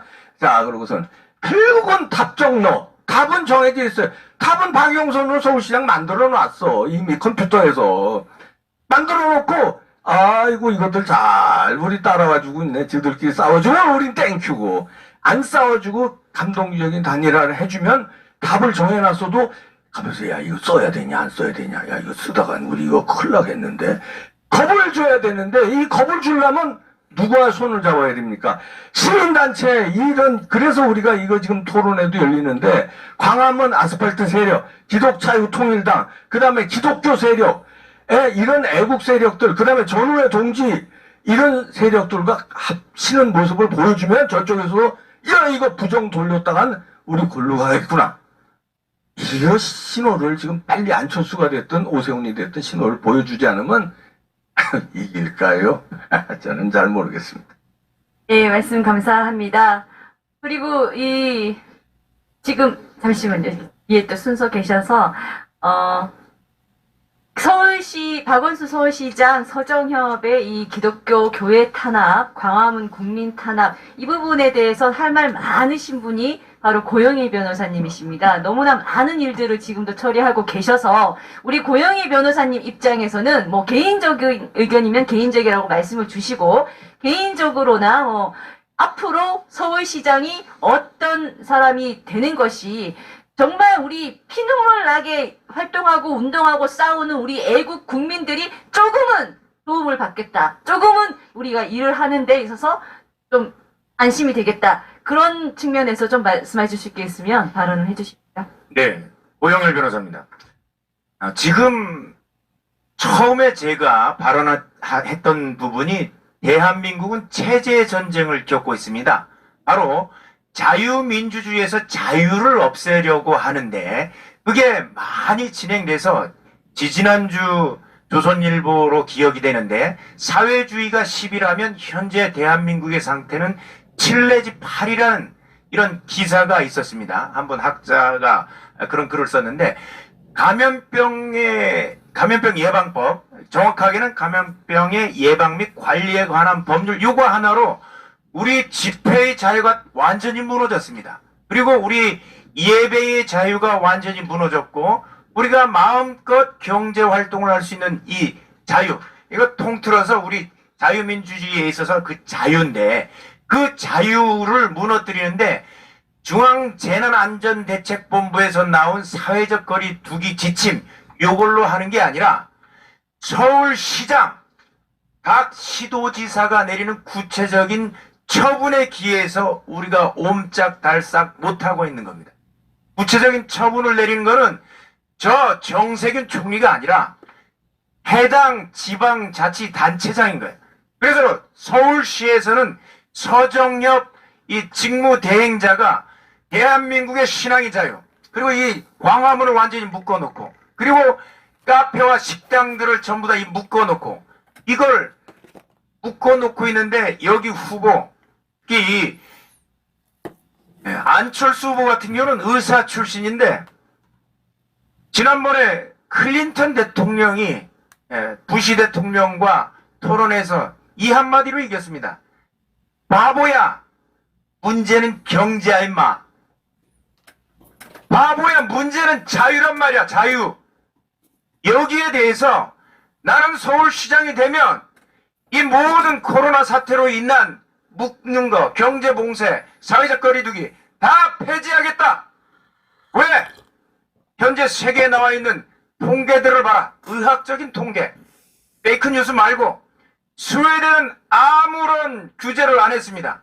그러면 스웨덴은 유럽에서 가장 코로나 환자가 많고 사망자가 가장 많아야 되는데 이탈리아, 프랑스보다도 밑에 있습니다. 완전히 풀어제꼈는데. 그러나 프랑스나 이탈리아 같은 경우는 우리나라보다 더 심하면 심하게 똑같이 규제를 하고 있는데 사망자 수도 훨씬 많고 그리고 감염자 수도 훨씬 많습니다. 결국 이런 규제가 바로 우리의 자유를 빼앗는 규제인데 그 구체적인 처분은 지방자치단체장, 서울시장이 내린다는 거예요. 그래서 서울시장에 나오는 안철수 후보나 오세훈 후보나 여기에 대해서 봉쇄를 풀겠다는 이 전격적인 선언이 있어야 되는데 제가 규정 이번에 공약집을 이만큼 들고 와서 사실은 구체적인 이런 공약들에 대한 비판하는 시간도 있을 줄 알았는데 여기에 보면 구체적으로 이걸 다 풀겠다. 신앙의 자유 다 풀겠다. 경제적 봉쇄 다 풀겠다. 집회의 자유 다 풀겠다. 라고 하는 사람이 한 분도 안 계세요. 특히 안철수 후보 같은 경우는 이 의사로서 이런 부분에서 과감한 결단이 없이는 우리가 어떠한 시장 후보자든 아니면 대선 후보자로 나서든 이런 부분에 대해서 우리 국민들이 결정하기가 어렵다는 부분을 제가 지적드리고 싶습니다. 네, 감사합니다. 네, 좀 마무리를 해야 될 것 같아서요. 다들 의견 나오신 것 같은데 마무리 발언을 한 분씩 또 돌아가면서 해주시고 최종적으로 정리된 지금까지 나온 말씀들에 대해서 짧게 정리한 부분 제가 또 말씀드리도록 하겠습니다. 예, 김수혜 대표님부터 마무리 발언으로 후보가 되면 꼭 이런 것들은 반드시 해야 된다. 그런 어떤 측면에서 말씀 좀 주시죠. 우리는 뭐 광화문에서 참 지금까지 까나깨나 이렇게 대한민국을 지키기 위해서 노력해왔는데 그런 데 대한 부분들이 전혀 반영되지 않고 있었다는 사실. 그리고 거의 참 위장우파라고 의심까지 받을 정도로 우리 운동하는 사람들을 극우라고 칭하는 그런 세력들도 있습니다. 이게 그것이 아니라는 것을 여러분 알았을 겁니다. 광화문 광장 파헤치는 거 겉으로 보기엔 광화문 광장이지만은 실제로는 대한민국의 정체성을 파헤치는 겁니다. 국민들이 소통할 수 있고 문재인이가 제일 먼저 한 게 뭡니까? 광화문 광장에 나와서 소통하겠다고 하지 않았습니까? 그와 같이 그만큼 중요한 것을 저렇게 파헤치는 것은 그만큼 두려움이 있다는 겁니다. 그래서 이번에 서울시장도 정말 저쪽에서 누가 가장 두려워하는지 그러한 사람들을 선택해야 되고 또 깨끗하게 내려놓고 정말 허심탄회하게 대한민국의 그 갈 길을 위해서 국민에게 희망을 주고 국민에게 좌절감을 안기는 그러한 정책을 타파할 수 있는 그러한 후보가 돼야 되는데 그것은 누가 좋으냐? 아무래도 한번 해본 사람이 낫지 않겠냐 하는 생각도 있고 또 전문성을 갖춘 사람도 있지 않느냐? 뭐 거기에 대해서 누구다 이렇게 말할 수는 없지만은 누가 되든 요번에 되면은 똥막대기라도 모든 군번 가진 사람들이 전부 다 지지할 것입니다. 그렇게 해서 반드시 이번에는 대선의 전초전이 될 수 있는 이 서울시장을 반드시 가져와야 될 것입니다. 거기에 대해서 좀 국민들이 감동할 수 있는 정책을 좀 더 내놨으면 좋겠습니다. 감사합니다.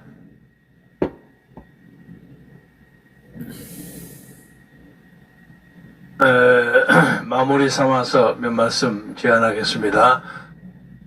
아까 맨 처음 제가 제기했던 것은 오늘부로 김주영인 비상대책위원회 즉각 사퇴가 전국을 상당히 많이 호전시킬 수 있다 하는 점을 첫 번째 말씀드리고 이와 관련해서 오세훈 후보가 단일 후보가 됐을 경우에 그래서 당선됐을 경우를 가정하면 그것이 곧 전부 김종인의 승리로 돌아갑니다. 저는 국민들이 그걸 원하지 않는다고 생각합니다. 그래서 그것이 국민의힘의 승리나 단일화의 승리로 채색되면 좋은데 김종인 봐라 내가 이렇게 하니까 이게 다 되지 않아. 이걸 사람들은 원하지 않는다고 생각합니다. 그래서 야권의 진정한 승리를 위해서 김종인 위원장 스스로가 거취를 분명하게 해주는 것이 역사 앞에 훨씬 선명한 방법이 아닐까. 두 번째는 오세훈 후보에 대해서 저쪽에서 일련의 공작을 준비하고 있는 것처럼 보입니다. 요새 부동산 투기 뭐 이런 문제 그것을 지금 약간 맛배기만 내보냈는데 이게 막상 정작 단일 후보가 될 경우에 이걸 엄청나게 클로즈업 시킬 수 있는 가능성이 있습니다. 이 문제에 대해서 오세훈 후보가 진지하게 판단해야 합니다. 우리가 뽑아놓고 난 다음에 이게 막 이제 LH하고 비슷하게 난리가 나면 얼굴 들고 다니지 못한단 말이에요. 그게 좀 유형이 비슷한 거죠. 토지 투기 뭐 이런 거. 그래서 이 문제에 대해서 오세훈 후보가 심각하게 생각해야 합니다. 이건 당도 죽고 서울시장도 죽고 개인도 죽어버리는 엄청난 비극이 자초될 수가 있기 때문에 이 문제에 있어서 자신 있게 양심적으로 하나님 앞에서 자신 있게 그렇게 할 수 있는 거를 다시 한번 체크해 주기를 바라고요. 그리고 뭐 제가 김종인 위원장의 언행에 대해서 코멘트도 했지만 오세훈 씨가 토론할 때 했던 코멘트도 부적절한 게 적지 않게 있습니다. 예를 들면 안철수 후보가 내가 되면 뭐 국민의힘에 들어가겠다.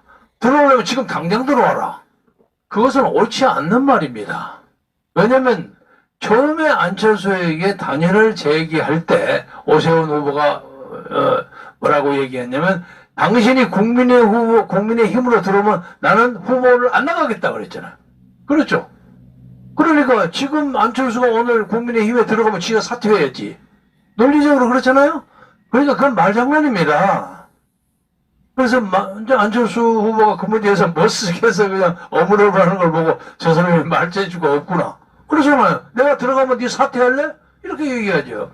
그래서 이것은 적절한 토론의 주제로서는 안 맞지 않는가 하는 느낌이 들어서 언어를 좀 정지해 주시길 바라고 둘이 같이 손잡아가지고 새로운 나라를 끌어가기를 바라고 많은 사람들이 그동안 국민의힘에 대해서 이런저런 얘기를 많이 했는데 이것이 국민의힘 정당의 승리라고 채색되기를 원하지 않습니다.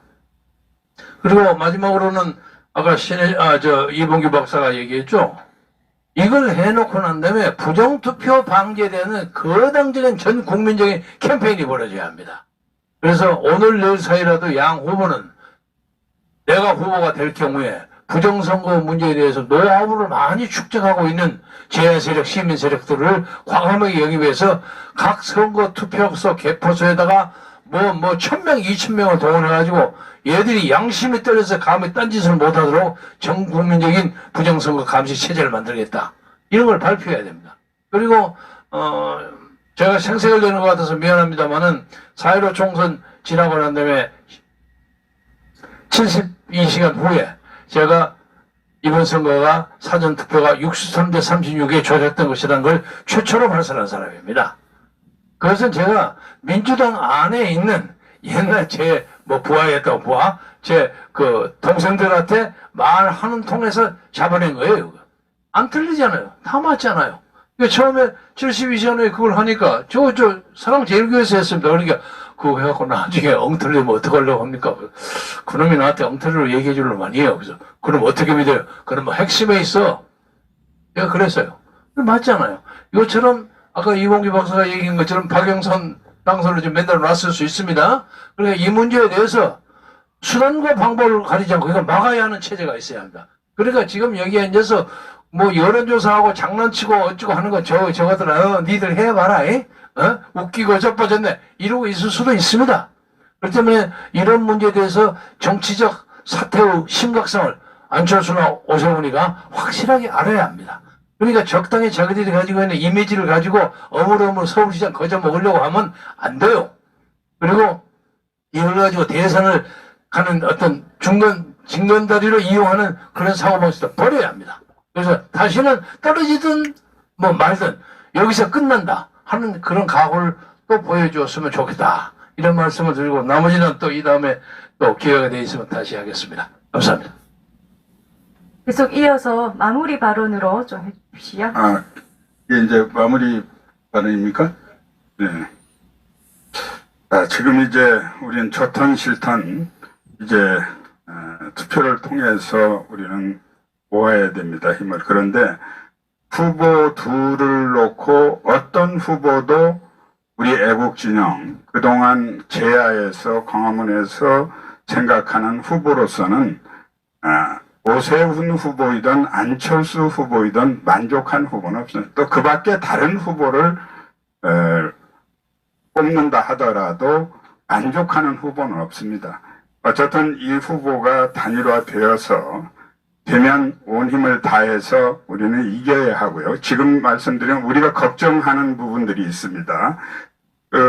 정책에서 앞으로 코로나 계엄 상태를 어떻게 대한민국 수도 서울에서 서울시장이 되어서 어떤 정책으로 대응을 하면 이 코로나 정치 방역 이 문재인 정권의 이 사기극을 어느 정도는 막아낼 수가 있습니다.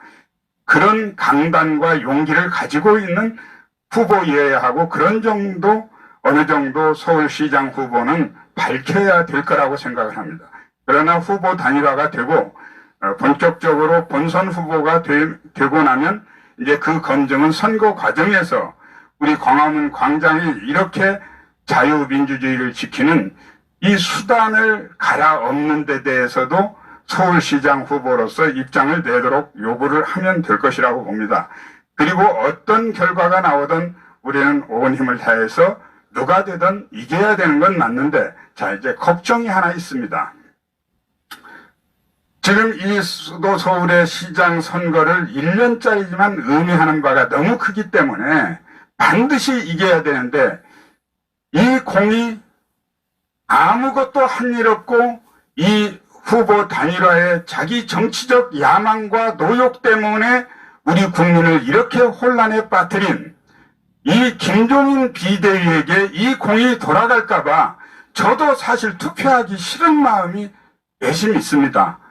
그래서 이번 김종인 비대위는 원래 비대위가 할 일은 뭐냐면 차기 그 혼란스러운 당을 수습할 차기 당권 지도부를 구성하는 게 그 기본 책무인데 10달 동안 아무 일도 하질 않고 지금 4월 7일 날 비대위원장이 그만두고 가게 돼 있는데 전당대회 할 준비도 아무것도 정보가 없습니다. 이 사람들 전당대회도 안 할 계획인 것 같습니다. 이런 당에 만약에 국민의힘과 이번 서울시장 후보가 만약에 이긴다면 저 김종인 비대위가 무슨 짓을 할지 모른다. 나라를 망칠지도 모르겠다는 이런 걱정이 사실 드는 겁니다. 그래서 요구합니다. 우리 서울 시민들이 국민들이 안심할 수 있도록 이 비대위는 4월 7일 날 선거가 끝나기 전에 그만두든지 전당대회를 어떻게 하고 차기 지도부를 어떻게 뽑을 것이라는 그 확실한 약속을 하고 그 후에 어떻게 처신할 것인지를 김종인 비대위원장은 반드시 입장을 명확히 밝히지 않으면 이 선거에 이길 수 없습니다. 다시 한번 말씀드립니다. 김종인 비대위원장의 정치적 야심을 위해서 이번 선거가 이용되는 것을 우리는 경계하고 있기 때문에 우리 이 선거를 이기기 위해서 김종인 비대위원장은 이제 자기 거취를 분명히 해주고 그 거취 결과에 따라서 이 선거가 큰 영향을 받을 것이다. 이렇게 저는 생각을 합니다. 이상입니다. 네, 일본, 우리 한때 나라를 빼앗겼었죠. 근데 축구 경기를 하든 권투 경기를 하든 일본 사람하고만 붙으면 무조건 이겨야 된다는 그러면 국민적인 감정이 있죠. 근데 이제 국익 차원에서 그 과거에 우리나라가 나라 뺏겨서 이제 일본이 밉고, 그렇지만 지금의 현재와 미래의 우리나라의 국익을 위하면 일본하고 손잡아야 되죠. 한미일 동맹 굳건히 해야 되고요. 그런 거와 마찬가지로 국민의힘이 야당을 지금까지 대표한 거라고 이제 뭐 대표성이 있다고들 자기들은 주장하는데, 그리고선 뭐 안철수의 이제 원죄들이 있잖아요. 이제 뭐 한 번 미웠다고, 그럼 국민의힘은 안 미웠냐? 한 번 미웠다고 안철수 버리고 국민의힘으로 그래도 미워도 다시 한번 여기로 가야 되느냐? 이거는 판단을 달리할 수 있습니다. 다시 말해서 우리나라를 살리고 자유 대한민국을 살리고 법치주의를 살리고 언론의 자유, 표현의 자유, 집회 결사의 자유를 우리 자유시민들이 누리려면 어느 후보가 유리한가?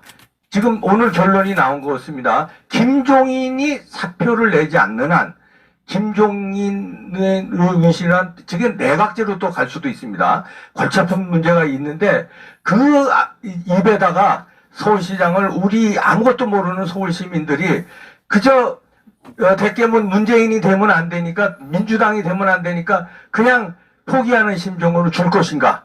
아니면은 뭐 과거에 실수는 몇 번 했었지만 우리 자유우파 시민들의 목소리가 반영되고 자유민주주의 체제를 살리는데 더 힘이 될 후보가 누구인지 그걸 판단해서 이번에 움직여야 되고요. 시민들이요. 그 움직이기 전에 그쪽 후보들 둘 중에 하나라도 우리 쪽의 의견을 들을 필요 있다고 보고요. 그러면 이제 답이 나온 것 같습니다. 아까 고영일 변호사도 국민의힘에는 힘이 문제고 국민의당과 국민의힘 그거 하나 차이잖아요.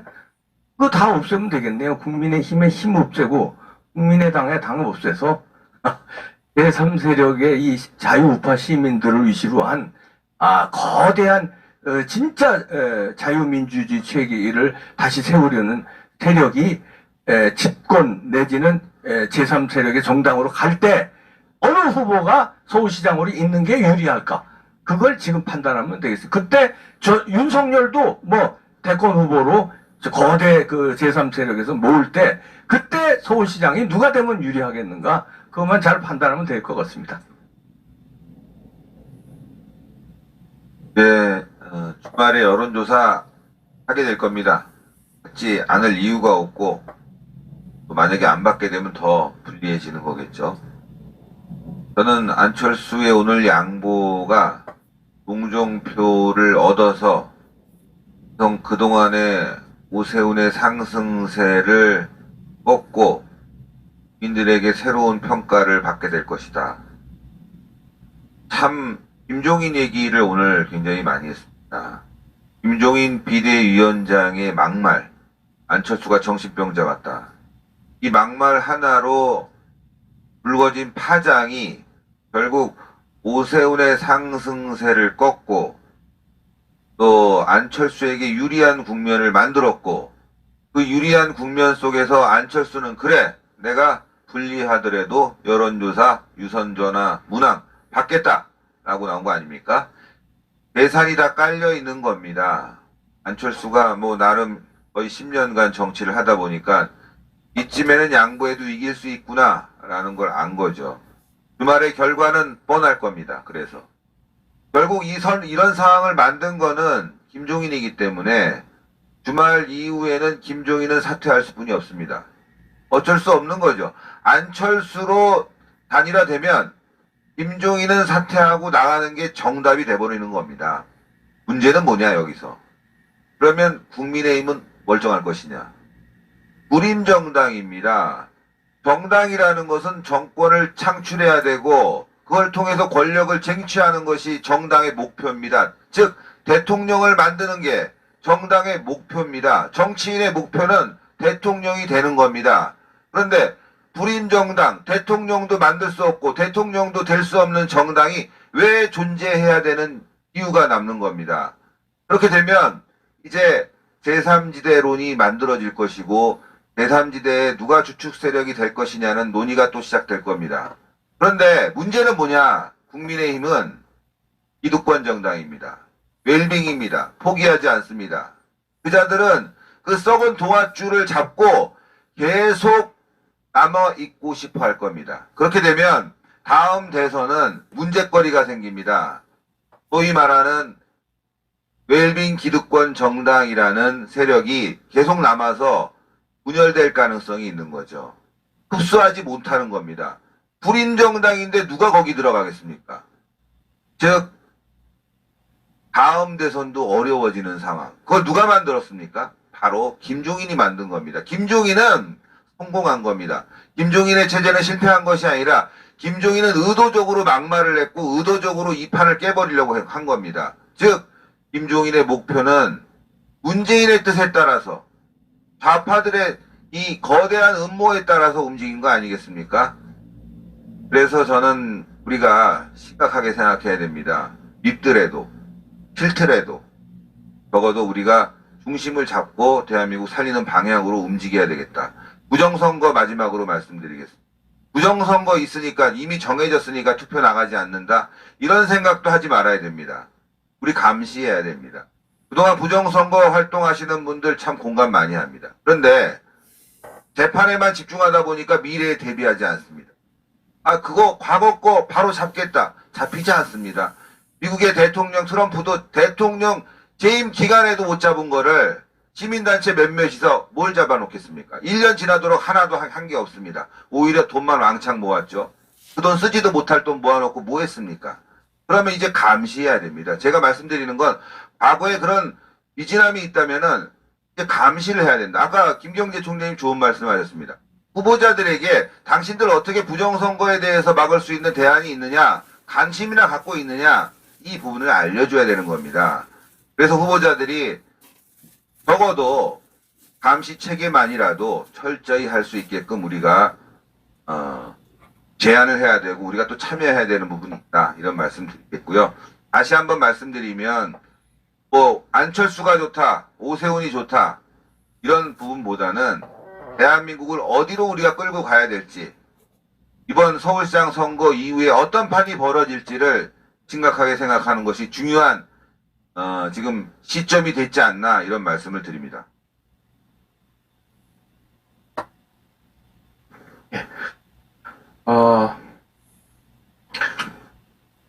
단일화를 하는 것도 중요한데 더 중요한 거는 뭐냐면은 그 단일화에서 진 사람이 정말 깨끗이 승복을 하고 도와주는 그런 모습이 보여야 시너지 효과가 난다는 사실입니다. 지난번 국민의힘 서울시장 후보 그 경선 과정에서 오세훈 씨가 후보가 됐죠. 그때 이제 차점자로 진 나경원 씨가 지금까지 오세훈 후보를 위해서 전혀 도와주지를 않고 있습니다. 왜 그럴까요? 본인이 당선됐자는데 뭐 억울하게 져서? 이런 식으로 같은 당에 있는 사람인데도 도와주지 않고 오히려 오세훈 시장을 도와주려고 하는 사람들에게 아니 저거 어떻게 될지 모르는데 우리가 왜 움직여야 되느냐라고 브레이크를 걸고 나서고 있다는 사실을 제가 여러 루트를 통해서 직접 들었습니다. 다시 말씀드리면 지금 단일화가 문제가 아니고 단일화에서 이긴 사람을 위해서 과연 그 단일화에서 패배한 사람이 흔쾌히 손을 들어주고 박수를 쳐주고 그 사람의 당선을 도울 것이냐. 이게 담보되지 않는 단일화는 컨벤션 효과고 뭐고 기다리기가 좀 어렵지 않겠나 하는 좀 우려가 들고요. 두 번째로는 이번 그 서울시장, 부산시장 보궐선거에 대해서 많은 관심을 가지고 있습니다만은 우선은 뭐 누가 될지는 모르겠습니다만은 당선된 사람에게 너무 큰 기대를 해서는 안 될 것 같습니다. 왜냐하면 지금 보궐선거가 4월이잖아요. 그런데 이 사람의 임기는 2022년에 끝이 납니다. 그래서 내년 4월에 서울시장이 또 선거가 있어요. 다시 말씀드리면 이번에 보궐선거로 들어가는 사람의 임기는 1년도 안 남았다는 사실입니다.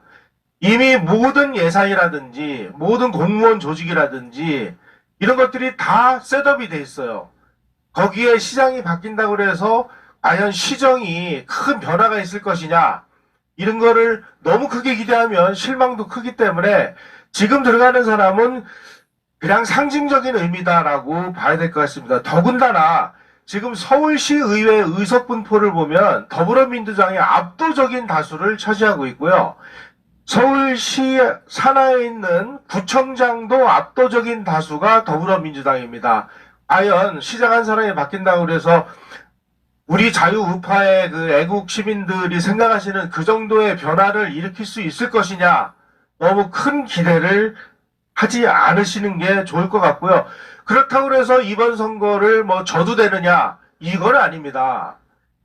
내년 대선에 어떤 그 풍향계 역할을 할 수 있는 굉장히 그 중요한 선거고 국가의 운명이 걸려있는 선거다. 그러니까 애국시민 여러분은 무조건 투표장에 나가셔야 된다. 저는 이렇게 말씀을 드리고 싶습니다. 세 번째, 지금 오늘 참석하신 분들을 비롯해서 많은 분들이 지금 부정선거에 대해서 우려를 하고 계십니다.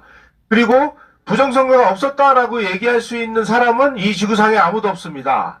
우리가 이런 현상을 막으려면 어떻게 해야 되느냐? 우리 한국 국민들은, 저는 이렇게 봅니다. 한국 국민들은 굉장히 똑똑하고 뭐 여러 가지 면에서 재주도 뛰어나고 그렇습니다만은 이념적으로 보면 거의 절대 다수가 기회주의자들이다. 저는 이렇게 생각합니다. 기회주의자들이기 때문에 어느 편이 힘이 센가를 보고 힘이 센 쪽에 가서 붙어야 거기 가서 한 자리라도 해먹고 그래도 뭐 복지기금이라도 뭐 몇 푼 받아먹고 할 수 있으니까 어느 쪽에 힘이 센가를 탁 중간에서 눈치를 보다가 힘이 센 쪽으로 가서 붙게 돼 있습니다. 지금까지의 모든 역사가 그것을 입증을 했습니다. 그렇다면은 지금부터 자유우파 애국 세력들이 무슨 수를 써서라도 가서 무슨 뭐 본드라도 빌려다가 지금 이 갈갈이 찢어져 있는 이 우파들이 하나로 뭉쳐서 저쪽이 압도적인 힘을 가지고 있구나라는 것을 보여줄 때 부정선거를 하려고 하는 사람들의 의지를 저는 꺾을 수 있다고 봅니다. 과연 이러한 대동단결의 기치를 누가 들고 일어나서 이번 서울시장 선거를 비롯해서 내년 대선이 이루어지기까지 이 우파를 어떻게 하나로 뭉치게 만들 수 있느냐 하는데 우리의 지혜를 모아야 될 때라고 생각합니다. 고맙습니다. 네, 감사합니다. 쭉 말씀 듣고 저도 짧게 의견을 말씀드리고 이때까지 나온 주요 내용들 또 계속 말씀드리고 마치도록 하겠습니다. 국민의힘 정당에 대한 비판 굉장히 많이 나오셨고 김종인 대표 체제에 대한 비판 굉장히 많으셨습니다. 이 부분에서는 모든 패널들이 공히 그러하신 것 같습니다.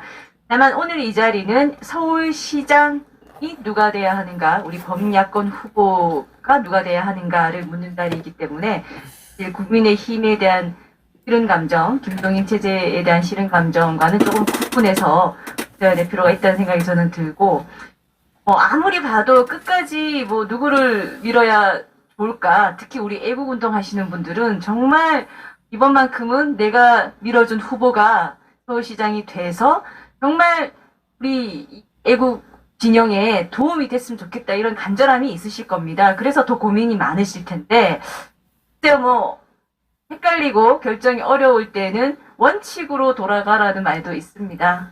좌파는 좌파 후보를 찍을 것이고 우파는 우파 후보를 찍을 것이고 또 자신이 중도라고 생각하는 분은 중도 후보를 찍을 것이고 그렇게 될 것 같은데 계속 좀 고민을 해보시고 하시길 바라고, 오늘 패널분들 말씀 중에 주요 부분은 한 3-4가지입니다. 첫 번째는 우파 국민들은 지금껏 투표만 하고 지지만 하고 열심히 밀어만 줬지만 그 후의 결과는 참담했다. 이번에는 우파 국민들, 전문가들의 목소리를 듣고 또 서울시정에 참여할 수 있는 길을 전폭적으로 열 수 있는, 또 열 것을 약속하는 그런 서울시장 후보가 우리에겐 필요하다. 이런 말씀이 많이 있으셨고요. 또 개인의 사리 사욕과 이해관계 고려치 않고 문재인 정부, 이 주사파 좌파 문재인 정부에 맞서서 싸우고 대한민국을 회복하는 데 헌신할 수 있는 후보여야 된다. 이런 말씀이 있으셨고요. 또 광화문 광장 회복, 종교의 자유, 집회의 자유 회복이 굉장히 중요하다. 이와 같은 것들을 서울시장이 되자마자 신속하게 결단하고 추진할 수 있는 우파 적합도가 있는 더 강한 그런 후보가 누구일지를 보고 결정하면 좋겠다. 이런 말씀이 있으셨고요. 또 공통적으로 김종인 체제는 실패로 끝났다. 본선거 치르지도 전에 책임지고 사퇴해야 한다. 이런 의견들이 있으셨습니다. 네, 오늘 장시간 토론회 여기서 마치도록 하겠는데요. 우리 참석해주신 패널분들 감사드리고 또 이 방송 지켜봐주신 우리 시청자분들 감사드립니다. 또 마지막으로 오늘 주간해준 자유일보사 많이 응원해주시고요. TV자유일보, TV자유일보로 검색하셔서 또 다 같이 구독, 좋아요 많이 눌러주시기 바랍니다. 저는 강현재 변호사였습니다. 오늘 토론회 모두 마치겠습니다. 감사합니다.